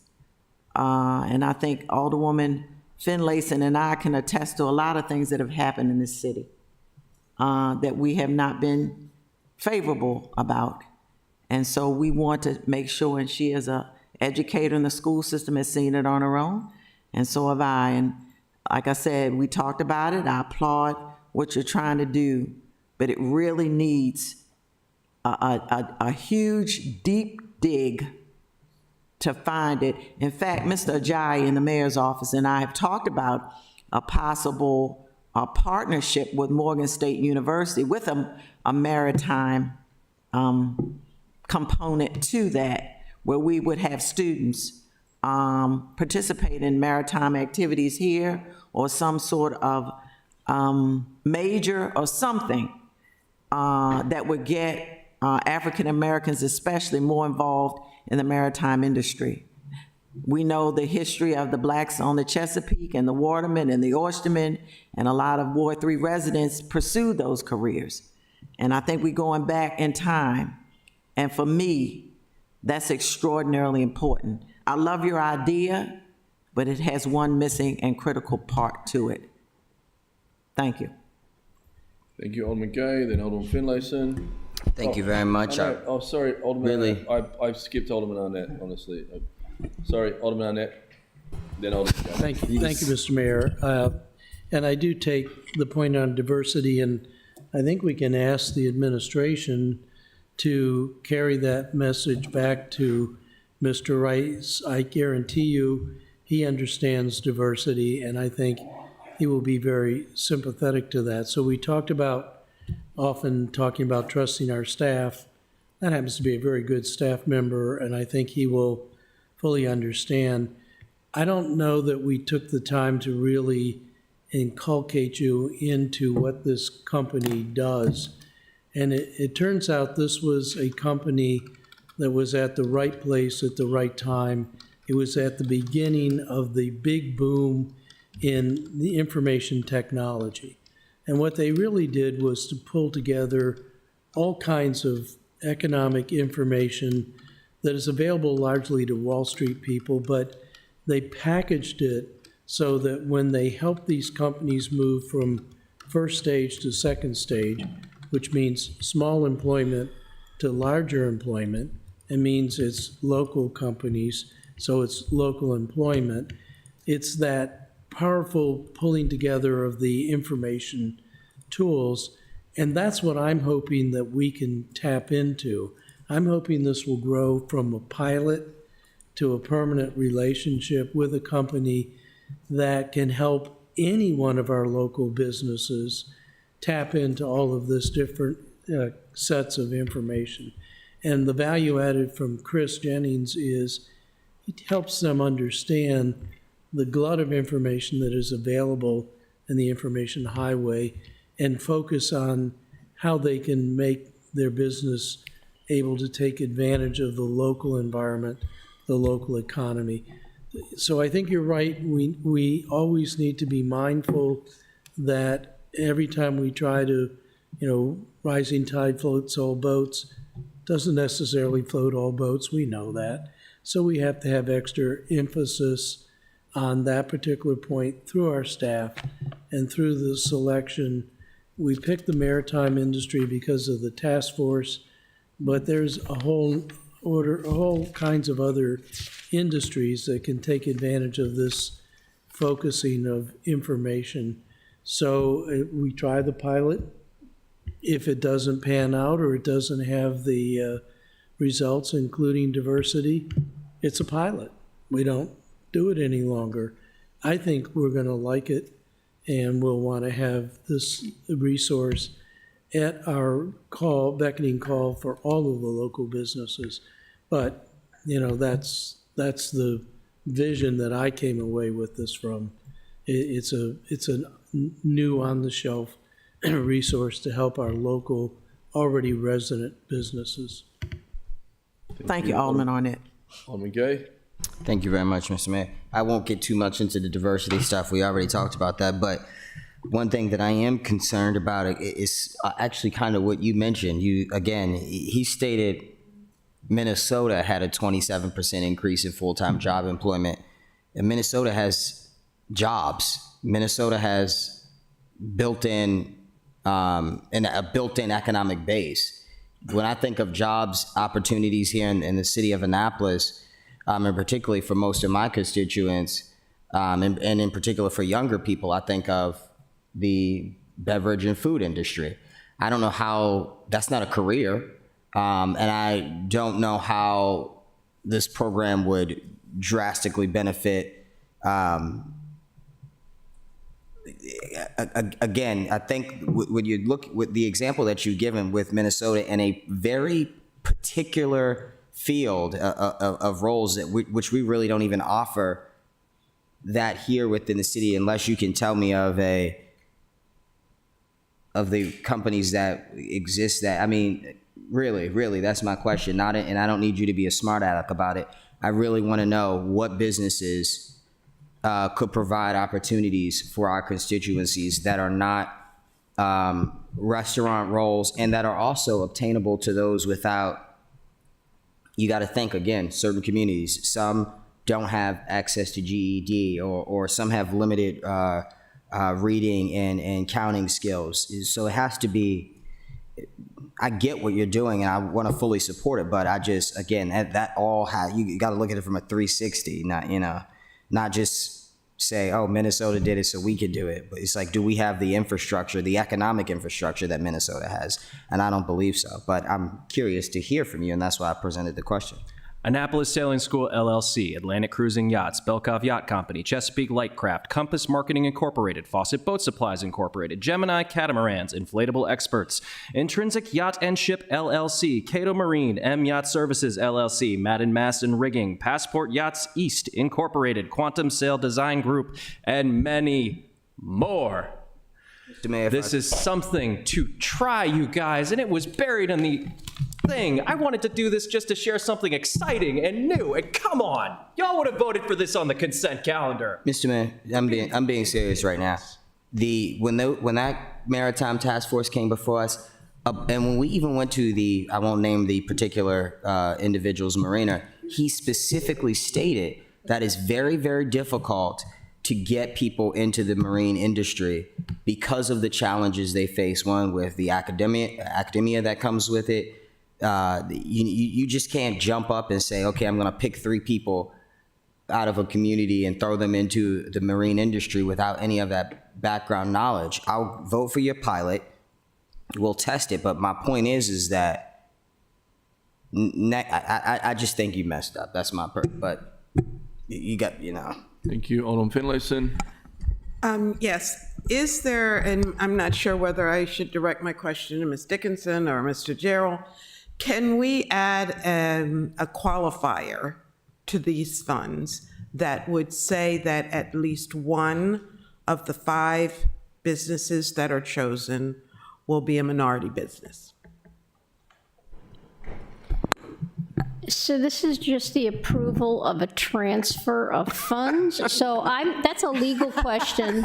That's a legal question. And I don't know if it holds the same weight as a piece of legislation like a resolution. So that would be a question for the law office to answer. So how could we be assured that if we enter this pilot, that at least one of the 5, I believe you said that there were 5 businesses that will be selected. They haven't already been selected, my understanding is. So how are we assured that at least one of them will be a minority business? Mr. City Attorney. This is a funds transfer. I'm not sure. I know that. I It's the don't- same thing she You're told us. you're not even at the program stage yet. So I don't know how you do it because I don't know what's going on. I just know it's a fund transfer. Then what's the next step? Will we have another opportunity You to have to ask weigh the in? administration because I don't know. Mr. City Then Manager, maybe we we could should make sure that postpone action until we know where we are in the process. Alderman Schnellmeyer? So I'll just add very quickly, excuse me. So this is going to be a contract that's going to be awarded to this group. Mr. Rice is very savvy on diversity, and so we will make every attempt to find a qualifying firm to be one of the 5 companies. He'll be very aware of the diversity aspects of this. So Well, we can make that commitment. There's nothing, obviously nothing that's going to be in writing because we're not doing a resolution or an ordinance or anything, but we will definitely try to get some diversity out of this as much as possible. I would trust Mr. Rice to make every effort to make sure that at least one of them is a minority business. Alderman Schnellmeyer, you don't have a pleasant look on your face. Do you not agree? Don't dig deeper. Just yes or no. We're good. I want to thank Alderman Schnellmeyer for adding 30 minutes to the meeting. Mr. Mayor, I want to make something really clear here. There are some of us on this dais who have to do this, whether it's liked or not. We owe it to our constituents. We have to do this. And I'm not saying this to be funny, but there's some things some of us on this dais have to say. It has to be said. We respect you, Alderman Schnellmeyer, for what you have done here and all the work that you've done. But if we ask the tough questions, we have to ask the tough questions. We have to do it. I can't live with myself if I don't. Like I said, I have to get up in the morning and look at myself in the face, in the mirror, and like what I see. And I have to look around my community and see who's in my community. And I have to respond to those in my community, whoever they may be. I respect those in your community and how you respond and represent them. And all the thing we ask is that we get the same respect. I applaud you again for the 10th time for doing this. But there are some things that we have to say and have to be said. That's just the way it is. Thank you so much. I will be voting for it. But I just want to make sure that everyone understands where we all stand. Thank you again. Alderman Tierney? Yeah, I just have to say this as well, is that Alderman Schnellmeyer, I love you, but a lot of your initiatives sort of treat Annapolis as it's a blank canvas, and they're all good, on paper. I'm reading National Center for Economic Gardening.org, and I was kind of cool with this, but then when I read this website, I'm like, what? How does this apply to this city? This is, so my question, there's a question in here, is, I've heard the whys, but how does it work? Could you sum that up with the culture, the business culture we have, with the disparities, with the needs that we have? How does it work for Annapolis?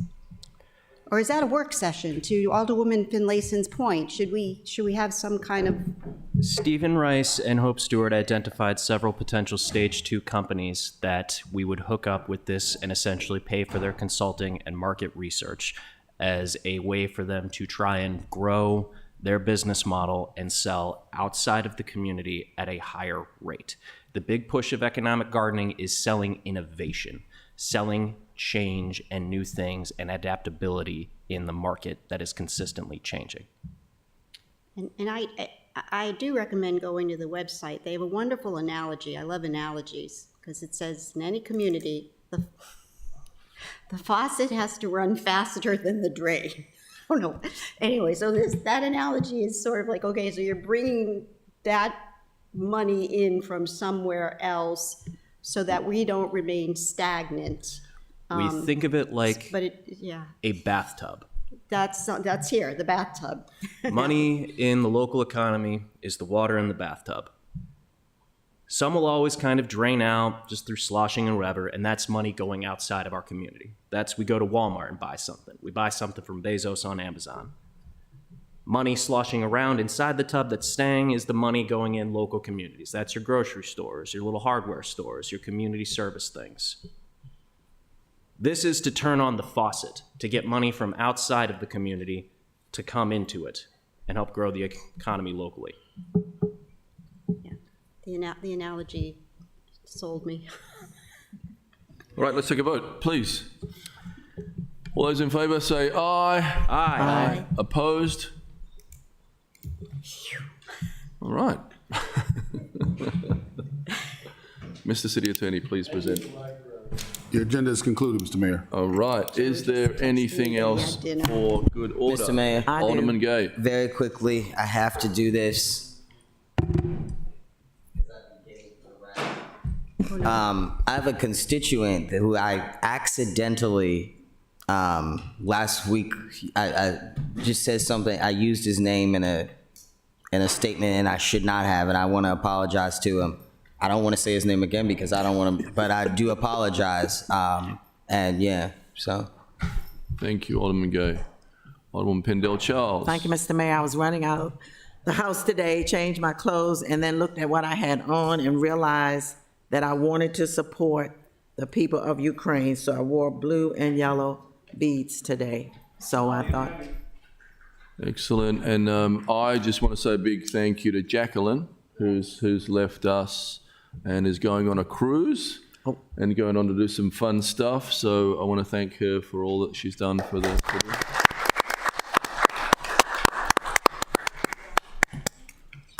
Anything else? Okay. Can I get a motion? Felicia can go to Can I get a bed. second? Second. All those in favor say aye. Aye. Meeting adjourned.